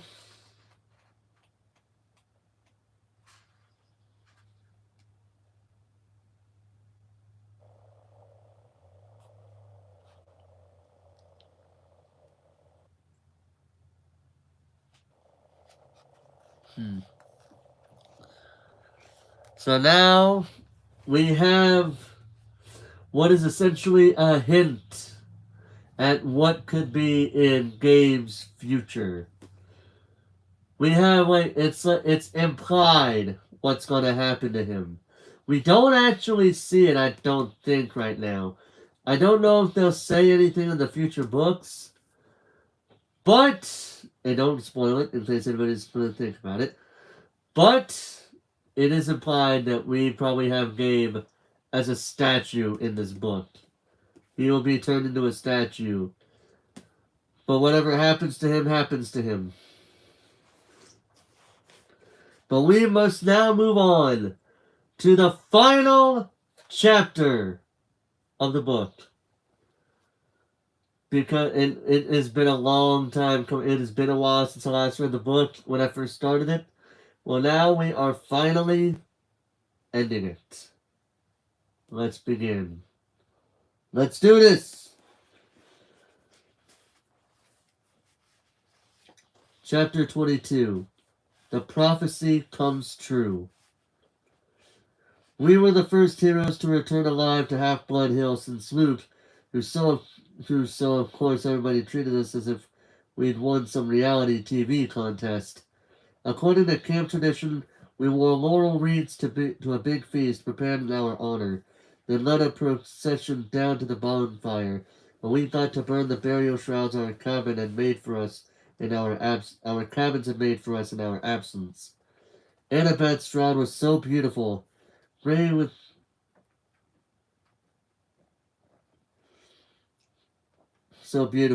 gray silk with embroidered owls. I told her it seemed a shame not to bury her in it. She punched me and told me to shut up. Because Percy had to be an asshole right there, really. He's a... Being the son of Poseidon, I didn't have any cabin mates, so the Ares cabin had volunteered to make my shroud. They'd taken an old bedsheet and painted smiley faces with X'd out eyes around the border, and the word loser painted really big in the middle. It was fun to burn. As Apollo's cabin led the sing-along and passed out s'mores, I was surrounded by my old Hermes cabin mates, Annabeth's friends from Athena, and Grover's satyr buddies, who were admiring the brand new searcher's license he'd received from the Council of Cloven Elders. Yes! The council had called Grover's performance on the quest brave to the point of indigestion, horns and whiskers above anything we have seen in the past. The only ones not in a party mood were Clarissa and her cabin mates, whose poisonous looks told me they'd never forgive me for disgracing their dad. That was okay with me. Even Dionysus' welcome home speech wasn't enough to dampen my spirits. Yes, so the little brat didn't think himself killed, and now he'll have to an even bigger head. Well, huzzah for that. In other announcements, there will be no canoe races this Saturday. I moved back to the cabin 3, but it didn't feel lonely anymore. I had my friends to train with during the day. At night, I lay awake and listened to the sea, knowing my father was out there. Maybe he wasn't quite sure about me yet. Maybe he hadn't even wanted me born, but he was watching. And so far, he was proud of what I'd done. As for my mother, she had a chance at a new life. Her letter her letter arrived a week after I got back to camp. She told me Dave had left mysteriously, disappeared off the face of the planet. In fact, she reported him missing to the police, but she had a funny feeling they would never find him. On a completely unrelated subject, she sold her first life-size concrete sculpture entitled Oh! Oh no! Okay, it's confirmed. It is confirmed. On a completely unrelated subject, wink wink, she sold her first life-size concrete sculpture entitled The Poker Player to a Collector through an art gallery in Soho. She'd gotten so much money for it, she'd put a deposit down on a new apartment and made a payment on her first semester's tuition at NYU. The Soho Gallery was clamoring for more of her work, which they called a huge step forward in super ugly neorealism. I hope she does not abuse that power. What is it? What does it say? With great power comes great responsibility. I could see that, like, if this was used in a, well, I don't know if that would be considered cruel and unusual punishment, but I could see that being done in a way with, the most evil of criminals, honestly. It wouldn't be like a death sentence, because, you're not really dead, you're just a statue. So you're not technically dead, and if the Chronicle of Narnia, The Lion, the Witch, and the Wardrobe taught me anything, it's that uh, there is a way for. I'm pretty sure. With great power comes great need to take a nap. Well, I come from Uncle Ben. With great power comes great responsibility. But my point is, like, if that thing that was in the box was used as a means to punish other people, kind of like the Death Note. Would that be considered justice, or would that be cruel and unusual punishment? It would definitely be unusual, but would it be cruel and unusual punishment? That's a good question when you think about it.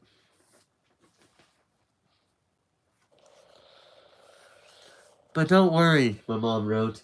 I'm done with sculptures. With sculpture. I've disposed of that box of tools you left me. It's time for me to turn to writing. At the bottom, she wrote a P.S. Percy, I found a good private school here in the city. I put a deposit down to hold you a spot in case you want to enroll for 7th grade. You could live at home, but if you want to go year-round at Half-Blood Hill, I'll understand. I folded the note carefully and set it on my bedside table. Every night before I went to sleep, I read it again, and I tried to decide how to answer her. On the 4th of July, the whole camp gathered at the beach for a fireworks display by Cabin 9. Being Hephaestus's kids, they weren't going to settle for a few lame red, white, and blue explosions. They named it a... Hold on, no. Hold on. We gotta see if I could find something like this, I'd be amazed.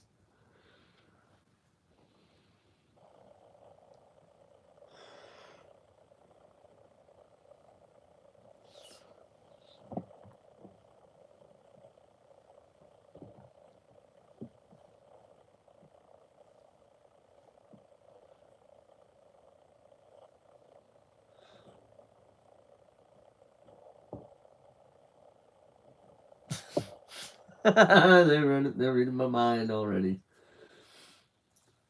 You gotta do this.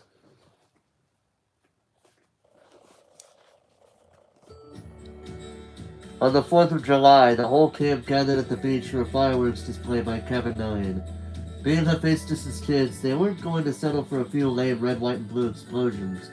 They'd anchored a barrage offshore and loaded it with rockets the size of Patriot missiles.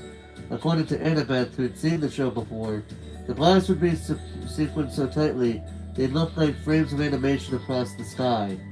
The finale was supposed to be a couple of 100-foot-tall Spartan warriors who would crackle alive to above the ocean and fight a battle that explode into a million colors. As Annabeth and I were spreading a picnic blanket, Grover showed up to tell us goodbye. He was dressed in his usual jeans and t-shirt and sneakers, but in the last few weeks he'd started to look older, look almost high school age. His goatee had gotten thicker. He'd put on weight. His horns had grown a laced an inch, so he now had to wear his rasta cap all the time to pass as human. "I'm off," he said. "I just come to say, well, you know." I tried to feel happy for him. After all, it wasn't every day a satyr got permission to go look for the great god Pan. But it was hard to say goodbye. I'd only known Grover a year, yet he was my oldest friend. Annabeth gave him a hug. She told him to keep his fake feet on. I asked him where he was going to search first. "Kind of a secret," he said, looking embarrassed. "I wish you could come with me, guys, but humans and Pan..." "We understand," Annabeth said. "You got enough tin cans for the trip?" "Yeah." "And you remembered your reed pipes?"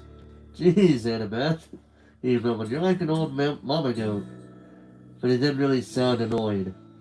He gripped his walking stick and swung a backpack over his shoulder. He looked like any hitchhiker you might see on an American highway. Nothing like the little runty boy I used to defend from bullies at Yancey Academy. "Well," he said, "wish me luck." He gave Annabeth another hug. He clapped me on the shoulder, then headed back through the dunes. Fireworks exploded to life overhead. Hercules killing the Nemean lion. Artemis chasing the boar. George Washington, who, by the way, was the son of Athena, crossing the Delaware. "Hey, Grover," I called. He turned at the edge of the woods. "Wherever you're going, I hope they make good enchiladas." Grover grinned and then he was gone, the trees closing around him. "We'll see him again," Annabeth said. I tried to believe it. The fact that no searcher had ever come back in 2,000 years. Well, I decided not to think about that. Grover would be the first. He had to be.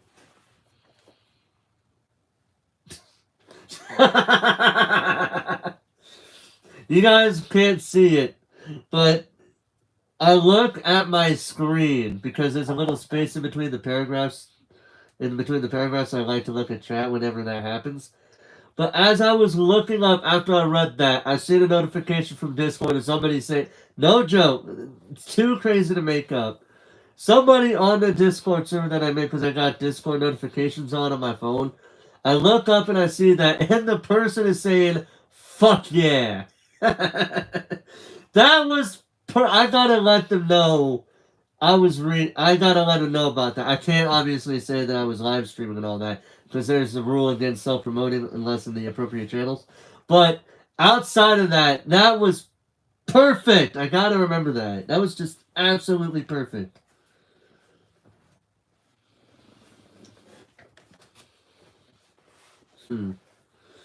Now, oh, I pressed the wrong button. I meant to press a different button, but I didn't. So we're gonna go back to this one.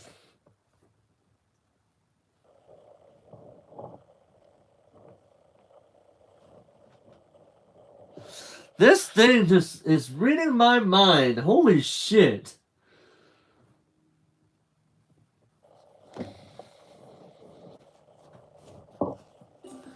July passed. I spent my days devising new strategies for capture the flag and making alliances with the other cabins to keep the banner out of Ares' hands. I got to the top of the climbing wall for the first time without getting scorched by lava. From time to time I'd walk past the big house, glance up at the attic windows, and think about the oracle. I tried to convince myself that its prophecy had come to completion. You shall go west and face the god who has turned. Been there, done that. even though the traitor god had turned out to be Ares rather than Hades. You shall find what was stolen and see it safe returned. Check. One master bolt delivered. One helm of darkness back on Hades' only oily head. You shall be betrayed by the one who calls you a friend. This line still bothered me. Ares had pretended to be my friend and then betrayed me. That must be what the oracle meant. And you shall fail to see what matters most in the end. I had failed to save my mom, but only because I'd let her save herself, and I knew that was the right thing. So why was I still uneasy? The last night of the summer session came all too quickly. The campers had one last meal together. We burned part of our dinner for the gods. At the bonfire, the senior counselors awarded the end of summer beads. I got my own leather necklace, and when I saw the bead for my first summer, I was glad the firelight covered my blushing. The design was pitch black, with a sea green trident shimmering in the center. The choice was unanimous, Loops announced. This bead commemorates the first son of the sea god at this camp, and the quest he undertook into the darkest part of the underworld to stop a war. The entire camp got to their feet and cheered. Even Ares' cabin felt obliged to stand. Athena's cabin steered Annabeth to the front so she could share in the applause. I'm not sure I'd ever felt as happy or sad as I did at that moment. I finally found a family, people who cared about me, and thought I'd done something right. And in the morning, most of them would be leaving for the year. I say that and the music just ends right there. That was perfect timing. The next morning, I found a form letter on my bedside table. I knew Dionysus must have filled it out because he stubbornly insisted on getting my name wrong. Dear Peter Johnson, if you intend to stay at Camp Half-Blood Hill year-round, you must inform the big house by noon today. If you do not announce your intentions, we will assume you have vacated your cabin or died a horrible death. Cleaning harpies will begin work at sundown. You'll be authorized to eat any unregistered campers. All personal articles left behind will be incinerated in the lava pit. Have a nice day. Mr. D. Dionysus. Camp Director, Olympian Council number 12.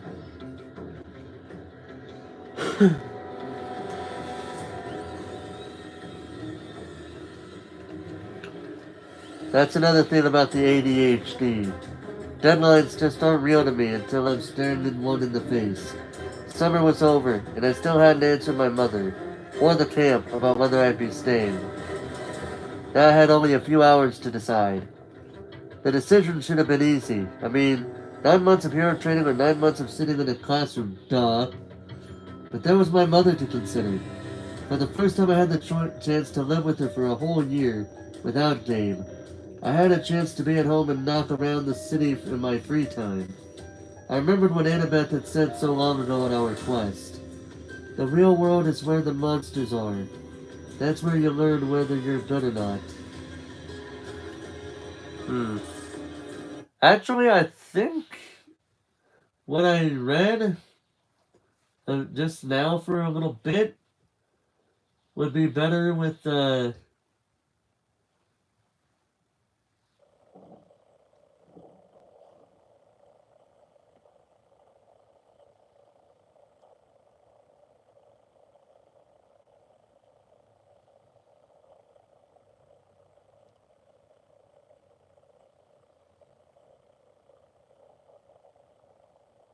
there we go, that's what I want.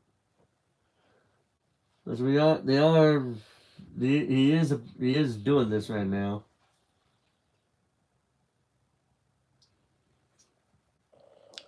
Put on some dark music for the next bit. Well, not right now. I'll do that for the next bit, but right now we're gonna put on some good music for the bit here.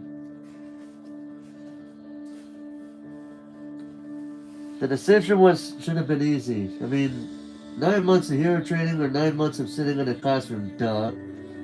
But there was my mom to consider. For the first time, I had the chance to live with her for a whole year without Gabe. I had a chance to be at home and knock around the city in my free time. I remembered what Annabeth had said so long ago in our quest. The real world is where the monsters are.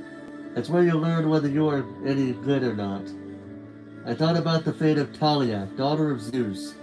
I wondered how many monsters would attack me if I left Half-Blood Hill. If I stayed in one place for a whole school year without Kieran or my friends around to help me, would my mother and I even survive until the next summer? That was assuming the spelling tests and 5-paragraph essays didn't kill me. I decided I'd go down to the arena and do some sword practice. Maybe that would clear my head. The campgrounds were mostly deserted, shimmering in the August heat. All the campers were in their cabins packing up, or running around with brooms and mops, getting ready for final inspection.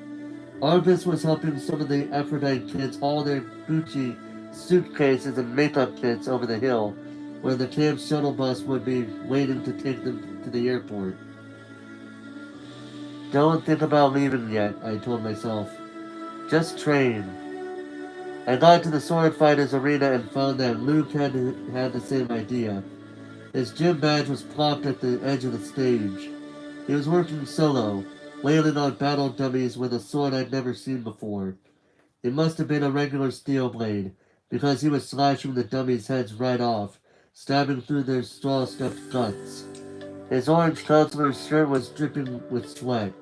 His expression was so intense, his life might have really been in danger. I watched, fascinated, as he disemboweled the whole row of dummies, hacking off limbs and basically reducing them to a pile of straw and armor.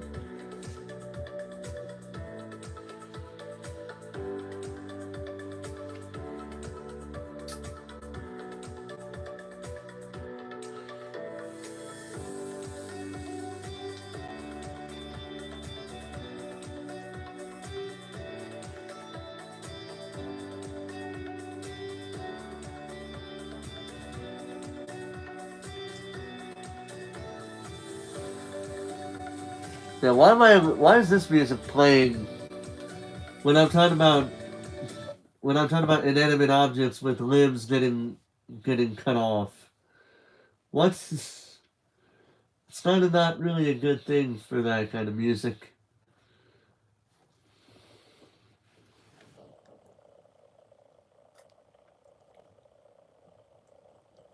But yeah, I think we can start playing the dark music now. The reminiscing is over.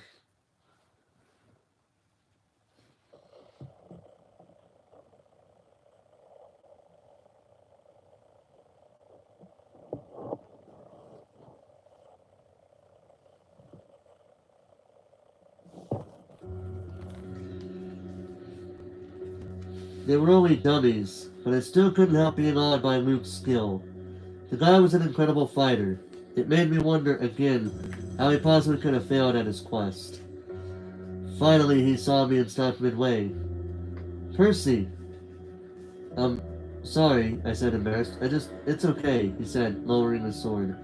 Just doing some last-minute practice. Those dummies won't be bothering anybody anymore.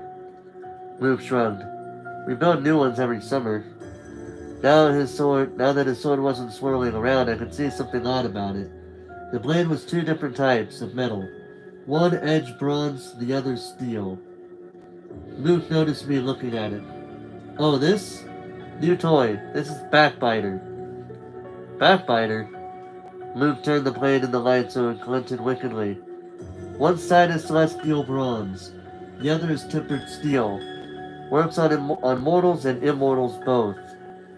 I thought about what Sheeran had told me when I started my quest. That a hero should never harm mortals unless absolutely necessary. I didn't know they could make weapons like that. They probably can't, Luke agreed. It's one of a kind. He gave me a tiny smile, then slid the sword into its scabbard. Listen, I was gonna come looking for you. What do you say we go down to the woods one last time, looking for something to fight? I don't know why I hesitated. I should have felt relieved that Luke was being so friendly. Ever since I'd gotten back from the quest, he'd been acting a little distant. I was afraid he might resent me for all the attention I'd gotten. You think it's a good idea? I asked. I mean, oh, come on. He rummaged in his gym bag and pulled out a six-pack of Cokes. Drinks are on me. I stared at the Cokes, wondering where the heck he'd gotten them. There was no regular mortal sodas at the camp store.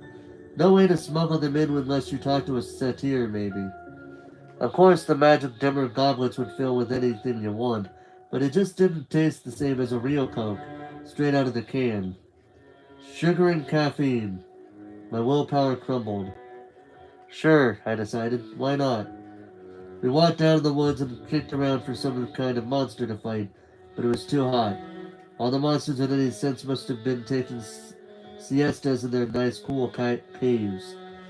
We found a shady spot by the creek where I'd broken Clarice's spear during my first capture the flag game.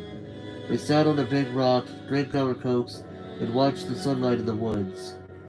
After a while, Luke said, "You miss being on a quest? The monsters attacking me every 3 feet? Are you kidding?" Luke raised an eyebrow. "Yeah, I miss it," I admitted. "You?" A shadow passed over his face. I was used to hearing from the girls how good-looking Luke was, but at that moment he looked weary and angry, and not at all handsome. His blond hair was gray in the sunlight. The scar on his face looked deeper than usual. I could imagine him as an old man. I've lived in Half-Blood Hill. This music actually fits what I'm about to say. I've lived in Half-Blood Hill year-round since I was 14, he told me. Ever since Talia. Well, you know, I trained and trained and trained. I never got to be a normal teenager out there in the real world. Then they threw me one quest, and when I came back, it was like, okay, ride's over, have a nice life. He crumpled his Coke can and threw it into the creek, which really shocked me.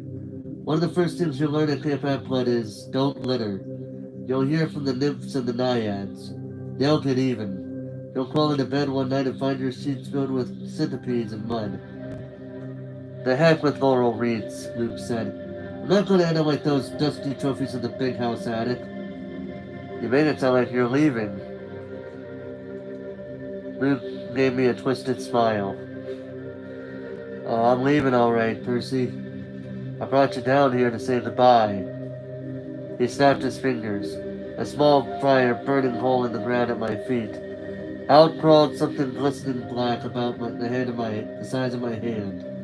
A scorpion. I started to go for my pen. I wouldn't, Luke cautioned. Pit scorpions can jump up to 15 feet. The stingers can pierce right through your clothes. You'll be dead in 60 seconds. Luke, what? Then it hit me. You will be portrayed by the one who calls you friend. You, I said. He stood calmly and brushed off his jeans. The scorpion paid him no attention. It kept its beady black eyes on me, clamping its pincers and crawling onto my shoe. I saw a lot out there in the world, Percy, Luke said. Didn't you feel it? The darkness gathering, the monsters growing stronger. Didn't you realize how useless it all is? All the heroics being pawns of the gods. They should have been overthrown thousands of years ago, but they've hung on, thanks to us half-bloods. I couldn't believe this was happening. Luke, you're talking about our parents, I said. He laughed. That's supposed to make me love them. Their precious Western civilization is a disease, Percy. It's killing the world. The only way to stop it is to burn it to the ground. Start over with something more honest. You're as crazy as Ares. His eyes flashed. Ares is a fool. He never realized the true master he was serving. If I had time, Percy, I could explain. But I'm afraid you won't live that long. The scorpion crawled onto my pants leg. There had to be a way out of this. I needed time to think. Kronos, I said. That's who you serve. The air got colder. You should be careful with names, Luke warned.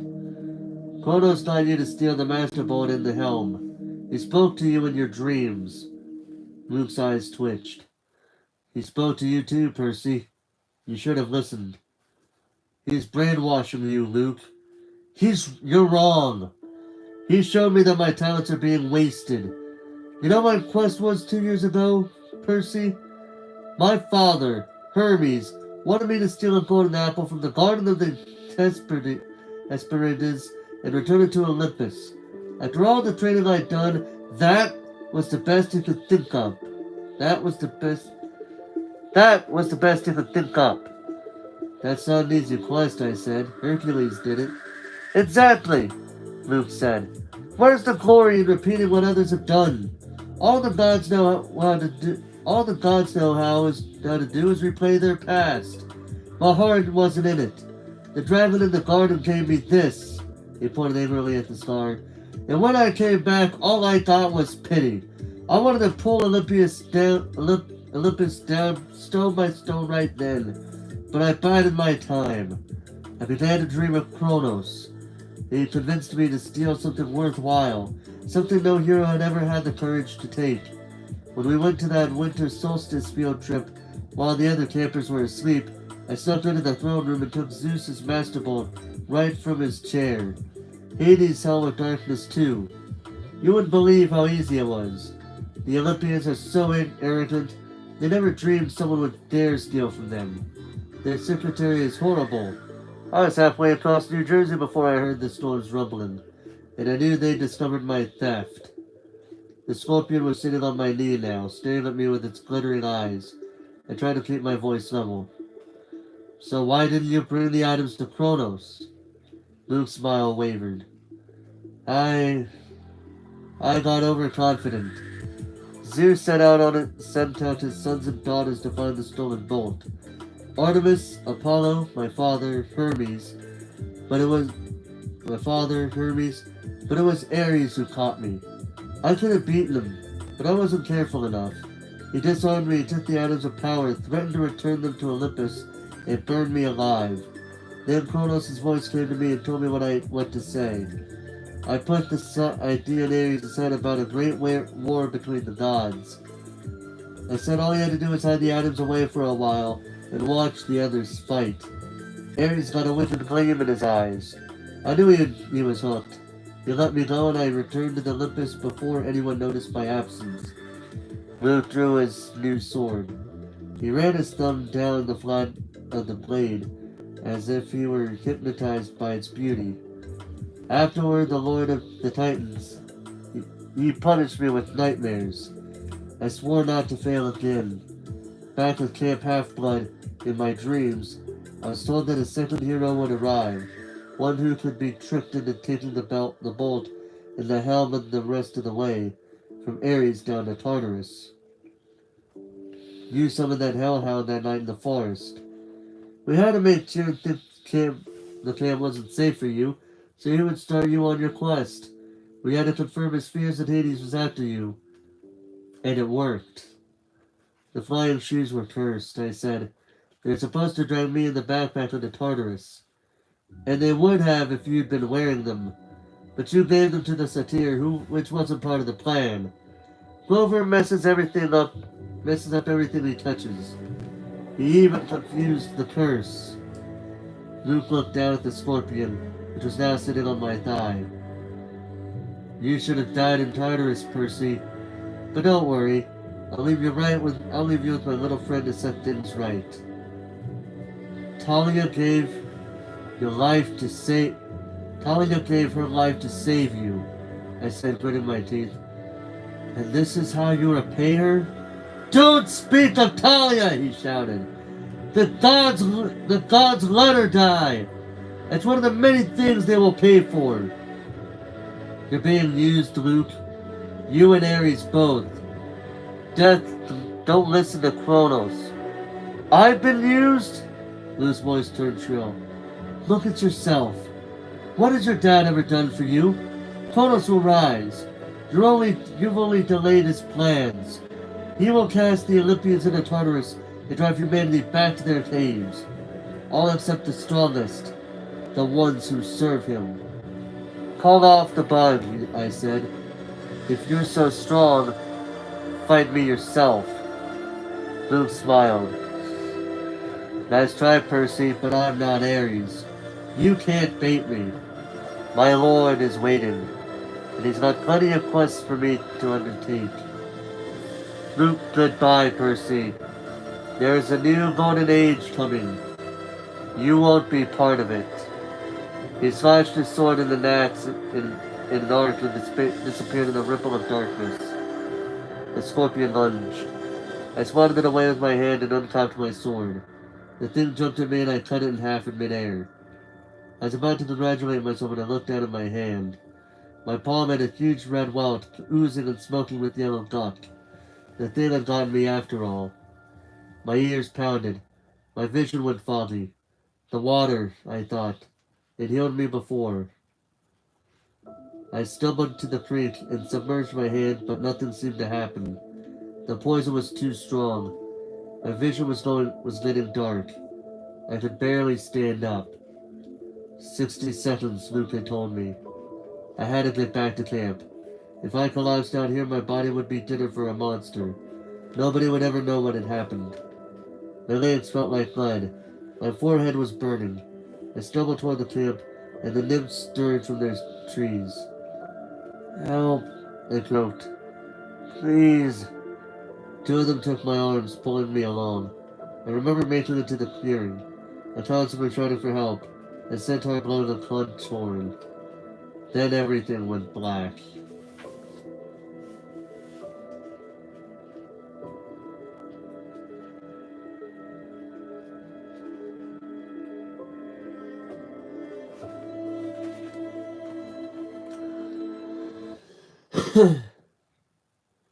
Let's see if they got one involving this thing, because he is in the medic ward. So I'm gonna say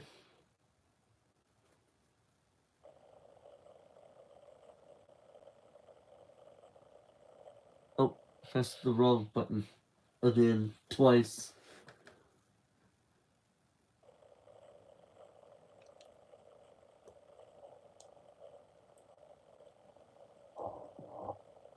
Is there actual hospital music? Yeah, I guess it'll work.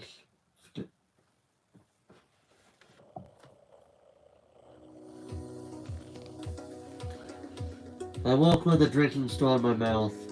I was sipping something that tasted like liquid chocolate chip cookies. Nectar. I opened my eyes. I was propped up in bed in the sick room of the big house, my right hand bandaged like a club. Arva stood guard in the corner. Annabeth sat next to me, holding my nectar glass and dabbing a washcloth on my forehead. Here we go again, I said. You idiot, Annabeth said, which is how I knew she was overjoyed to see me conscious. You were green and turning gray when we found you. If it weren't for Chiron's healing... Now, Chiron's voice said. Percy's constitution deserves some of the credit.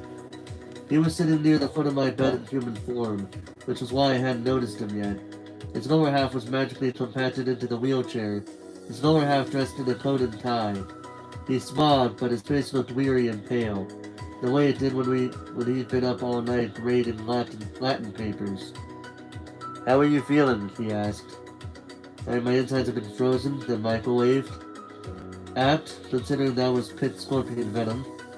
Now you must tell me, if you can, exactly what happened.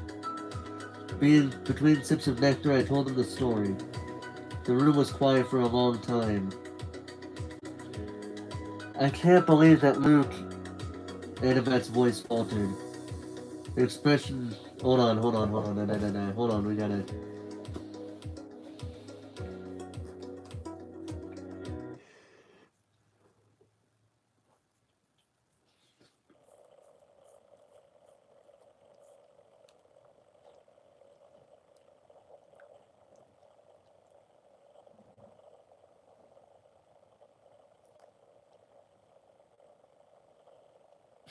There's actually one tsundere. Jeez.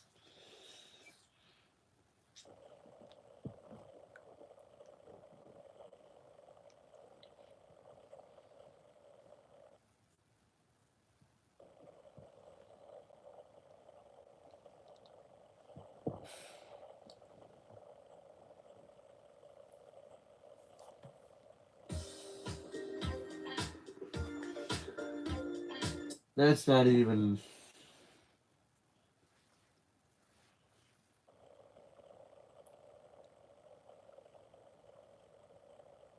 Is this the one I think it is? Oh no, we're not playing that song. No, no, no, no, no, no, no, no, no, no. Nope, nope, nope, no, no, no, no, no. Nope, nope. There you go, that's a little bit better, maybe.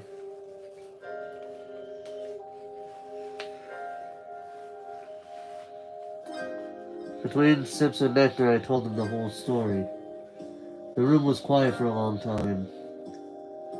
I can't believe that Luke... Annabeth's voice faltered. Her expression turned angry and said, Yes. Yes, I can believe it. May the gods curse him. He was never the same after his quest. Now we're going from music that fits that scene to music that doesn't. Damn it.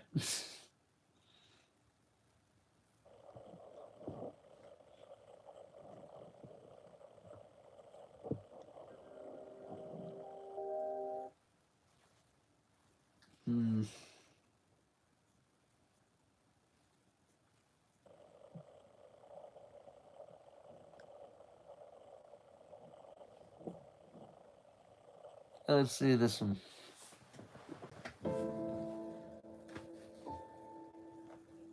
Yeah, we'll do that bit again real quick. Between sips of nectar, I told him the whole story. The room was quiet for a long time. I can't believe that Luke... Annabeth's voice faltered. Her expression turned angry and sad. Yes, yes, I can believe it. May the gods curse him. He was never the same after his quest. This must be reported to Olympus, Tyrion murmured. I will go at once. Luke is out there right now, I said. I have to go after him. Tyrion shook his head. No, Percy. The gods won't even talk about Kronos, I snapped. Zeus declared the matter closed. Percy, I know this is hard, but you must not rush out for vengeance. You aren't ready. I didn't like it, but part of me suspected Tyrion was right. One look at my hand and I knew I wasn't going to be sword fighting anytime soon. Tyrion, your prophecy from the Oracle. It was about Kronos, wasn't it?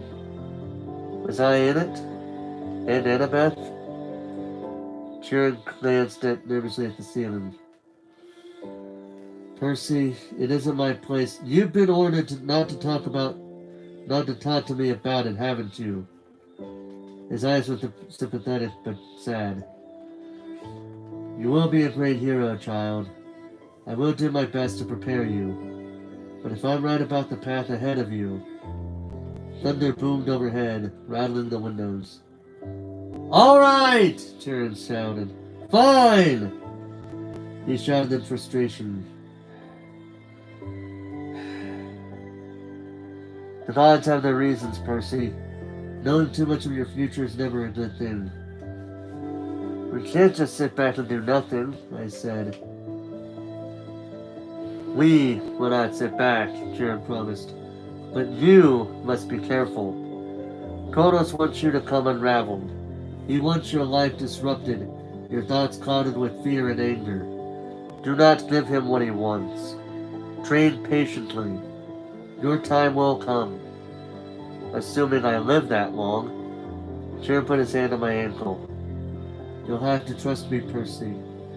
You will live, but first you must decide your path for the coming year. I cannot tell you the right choice. I got the feeling that he had a very definitive opinion, and it was taking all his willpower not to advise me. But you must decide whether to stay at Camp Half-Blood year-round, or return to the mortal world for 7th grade and be a summer camper. Think on that. When I get back from Olympus, you must tell me your decision. I wanted to protest. I wanted to ask him more questions, but his expression told me there could be no more discussion. He had said as much as he could. I'll be back as soon as I can, Tyrion promised. Argus will watch over you. He glanced at Annabeth. "Owen, my dear, whenever you're ready, they're here." "Who's here?" I asked. Nobody answered. Hold on, we gotta go back. We gotta go back to peaceful music. And, well, sad music. 'Cause I feel like this music fits this whole scene in general. He glanced back he glanced at Annabeth. "Owen, my dear, whenever you're ready, they're here." "Who's here?" I asked. Nobody answered. Kieran rolled himself out of the room. I heard the wheels of his chair clunk carefully down the footsteps, 2 at a time. Annabeth studied the ice in my drink. "What's wrong?" I asked her. "Nothing." She set the glass on the table. "I just took your advice about something. You, need anything?" "Yeah, help me up. I want to go outside."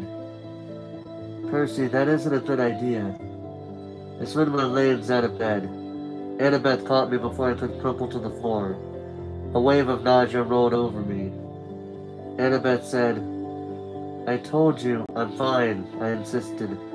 I didn't want to lie in bed like an invalid while Luke was out there planning to destroy the Western world.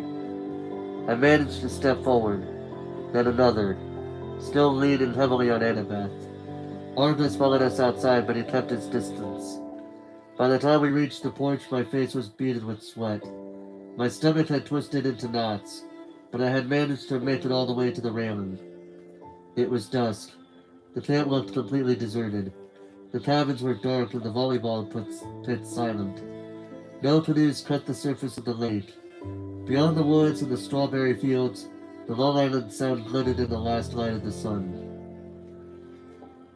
"What are you going to do?" Annabeth asked me. "I don't know." I told her I got the feeling Sharon wanted me to stay year-round, to put in more individual training time, but I wasn't sure that's what I wanted. I admitted I'd feel bad about leaving her alone, though, with only Clarissa for company. Annabeth pursed her lips then and said quietly, "I'm going home for the year, Percy." I stared at her. "You mean to your dad's?" She pointed toward the crest of Half-Blood Hill. Next to Talia's pine tree, at the very edge of the camp's magical boundaries, a family stood silhouetted. 2 little children, a woman, and a tall man with blonde hair. They seemed to be waiting. The man was holding a backpack that looked like the one Annabeth had gotten from Waterland in Denver.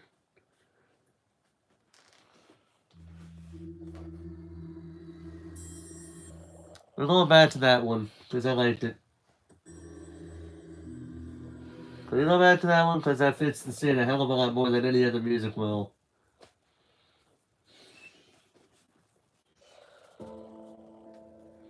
"I wrote him a letter when we got back," Annabeth said. "Just like you suggested. I told him I was sorry. I'd come home for the school year if he still wanted me. He wrote back immediately. We decided we'd give it another try." That took guts. She pursed her lips. "You won't try anything stupid during the school year, will you? At least, not without sending me an Irish message?" I managed to smile. "I won't go looking for trouble. I usually don't have to." When I get back next summer," she said, "we'll hunt down Luke.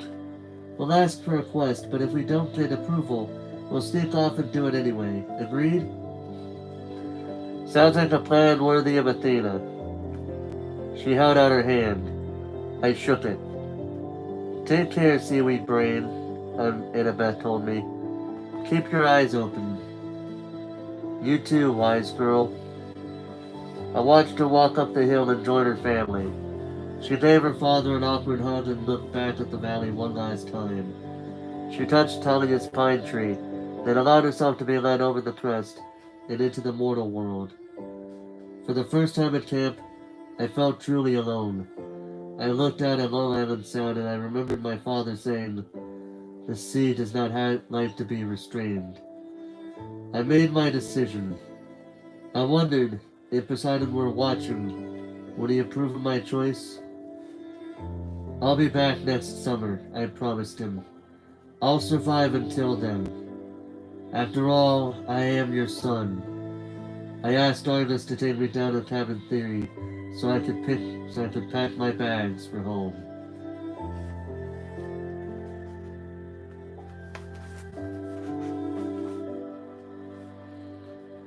Acknowledgements.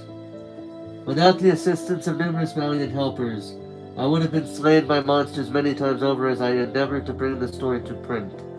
Thanks to my older son, Hallie McMichael, who heard the story first, my younger son, Patrick John, who at the age of 6 is the level-headed one in the family, and my wife, Becky, who puts up with my many long hours at Camp Half-Blood.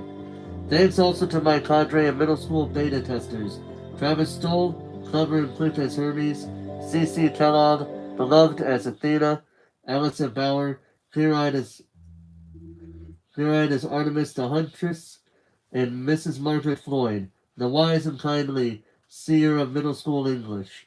My appreciation also to Professor Egbert J. Backer, classicist extraordinaire, Nancy Gout, Agent summa cum laude, Jonathan Burnham, Jennifer Besser, and Sarah Hughes for believing in Percy.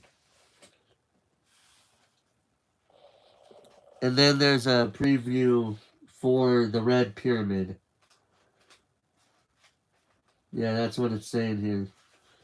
And then there's a preview of the Sea of Monsters, which is the next book I'll be reading. Because I am going to be reading all these books in chronological order, to the best of my ability. Should I read the preview for that? Or should I just leave it alone?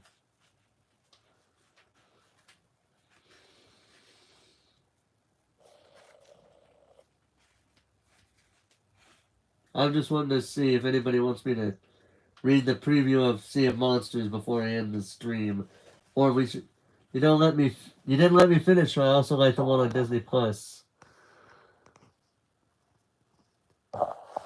Alright, see you, Monkey. Hope you have a good rest of your day. You didn't let me finish, so I also like the one on Disney Plus. Oh, hey, Thomas. How you doing? It's been a while since I last seen you. How you been?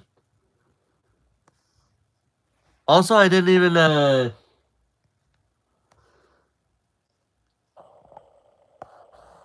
Yeah, so, we had Pipe Man in here as well.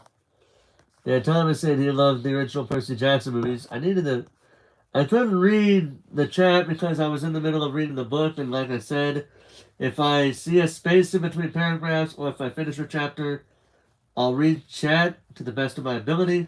Sometimes I have good timing, other times I don't. That's just how it is. But if nobody wants me to read the Sea of Monsters preview, I'll just read about the author.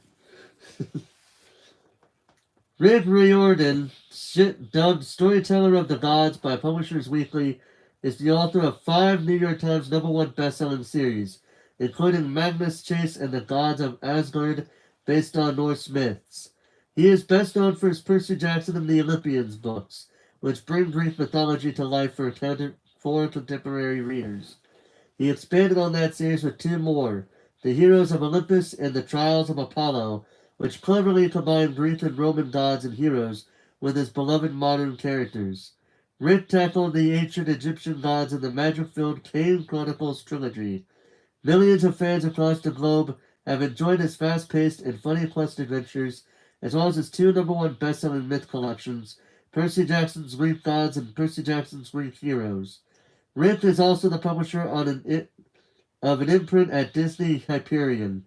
Rick Riordan Presents, dedicated to finding other authors of highly entertaining fiction based on world cultures and mythologies. He lives in Boston, Massachusetts with his wife and 2 sons. For more information, go to www.rickriordan.com or follow him on Twitter at @RickRiordan. And that, my friends, was Percy Jackson, the Lightning Thief. Great first book. That's all I can really say about it without going into too much crazy detail. I very much enjoyed reading the book. Let me make sure I put this in here right before I say any more.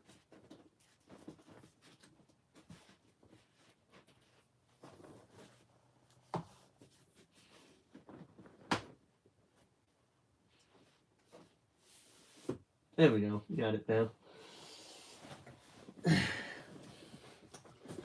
So now I can finally put this book on the last book that needs a bookmark, which would be this one. Even though the freaking thing is just way too big for it. But I don't care! We're going as is with this right here.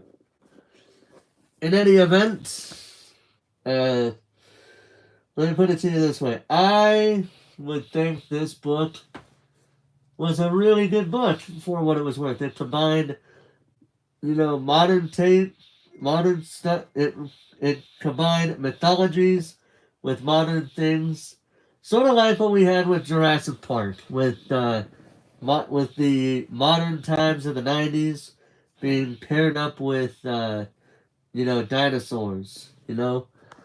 So yeah, that music putting emotion into the story was awesome.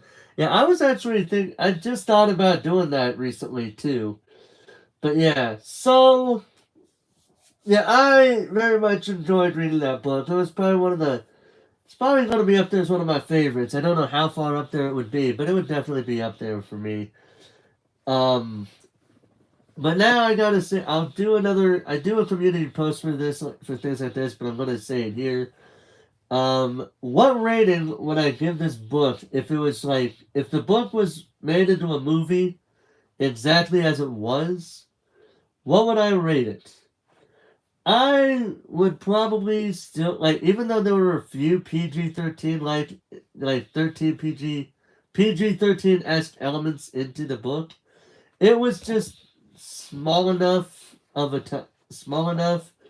me to think a PG would be worth it. But I would probably put in like the upper PG tier, which would mean only for people that are like like something that because I always have two tiers of PG. You got the kid friendly PG for things like Shrek, The Secret Life of Pets, Kung Fu Panda, things like that. And then you had like PG movies like A Christmas Carol, where they may be suitable for kids, but they're going to be filled with some scary moments. This was one of those, because it did have a few scary moments, but not too bad. It did have a few kind of graphic moments, specifically the one where we're told about how the characters are, how Percy was was withering and was withering in some way, or somebody was, I can't remember. But some of the things there did make it sound like it was worthy of a PG rating. And before anybody asks, am I watching the TV series or the movie? I'm going to leave it to you guys. Because if you guys remember, every time I watch a book or read a book, I always want to do something that involves a like some form. If it has something involving it, I will do so. I would watch the movie, but I've never seen the TV series before, and I don't know if it's done yet, though, actually, as well.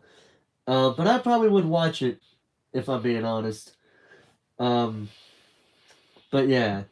In any event, I would rate this book PG for fantasy violence. Yeah, for some fantasy violence, and some frightening images. I don't know if tobacco use was in it, but yeah, definitely for fantasy violence and some frightening images, but not a lot. That's for sure. But in any case, that was Percy Jackson, the Olympians, the Lightning Thief, and Krampus. Yeah, sort of like that, I guess. But tonight, we're going to be finishing the other book. We were on part.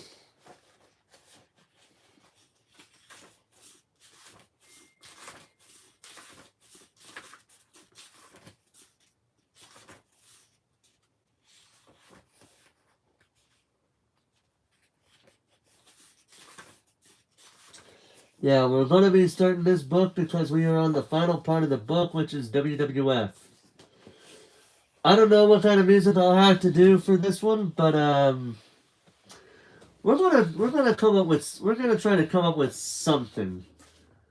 But for right now, that is gonna be the plan. I'm gonna get something to eat real quick, but then later today we're finishing this book. And then we can get started on these 3 books that I'm gonna be starting with next time. We got, for those that don't know, we got Lemony Snicket's A Series of Unfortunate Events, which is another case of a book that has a movie and a TV series tied to it. We also got George Lucas' Star Wars from the Adventures of Luke Skywalker, which was turned into a movie. Then we got Captain's Courageous, which I would not be surprised would also be turned into a movie. But yeah, these are the 3 books that are going to be coming up soon. So yeah, I kind of got it in like I'm kind of feeling like doing it. I almost would love to do it in a way where I read all of these books one chapter after another, but that would take forever. That would take forever. So I'm just narrowing it down to where I'm doing the 3 books in one time. So basically, we're treating it like a TV show, sort like a TV channel, where uh, reading 3 separate books. Do I got Percy Jackson the Sea of Monsters books? Uh, yes, I do. Actually, it's right. It's right here. Yeah, book 2 is right here. I put it right here because I was close to being done with that book, so I figured, what the hell? Why not? You know? So I put it with the pile of books that I got here, and it's right there. Yep. So, yeah, so from here on in, after this book is done, what I'll be doing is I'll be doing it to where I'll be reading each chapter of each book and then putting it in a time where, like putting it to where um, I split the books in each section. So that way, if you wanted to read you wanted me to read a particular, you wanted to see a particular book, there you go. These books are actually are based on were based on uh I like if I could read how many times it takes me to read in between 5 chapters before I reach the end of the book. But that's another thought I was having. So we'll see what happens there. In any event, thank you guys so much for watching. That is going to do it for me here tonight. If you guys would like to, we could do a raid for somebody. If you don't know what a raid is, it's basically where I excuse me. It's basically where I find somebody to do this raid for. I get their link and find their thing. I find a link. Can we shoot.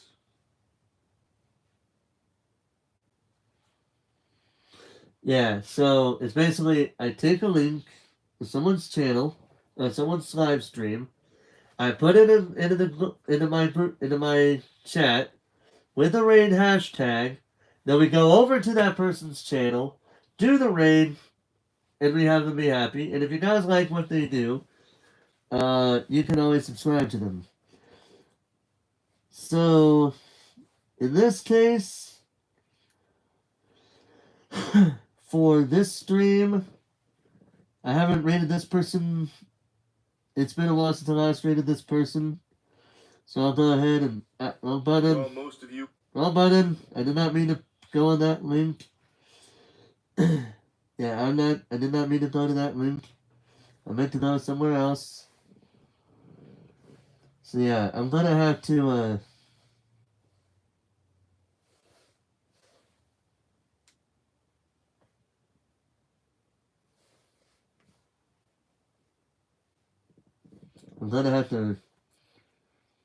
pause my thing here. Alright, so here is the link. This is going to be Frog Enough, who is playing Mario, Super Mario 64. And the hashtag, if I can find the hashtag number, there it is. Hashtag Forest Reading Raid.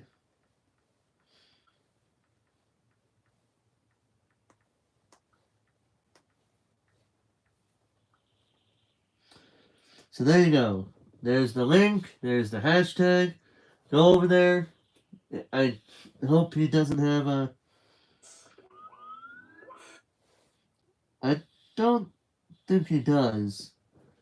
Yeah, I think he doesn't. I don't want to make the same mistake as I did yesterday. Nothing against Grande, but I forgot. I didn't realize he had a subscriber only mode on, so I didn't see that coming when I should have. But this time we're all good here. So you guys want to join me on the raid for Frog Enough, playing Super Mario 64. Join you guys here in a little bit. But hopefully the rest of you guys who are still here, hope you guys have a good rest of your day. And until tonight, when we read Sovereign After My Life in Wrestling, until then, this is Forrest Walpole, signing off.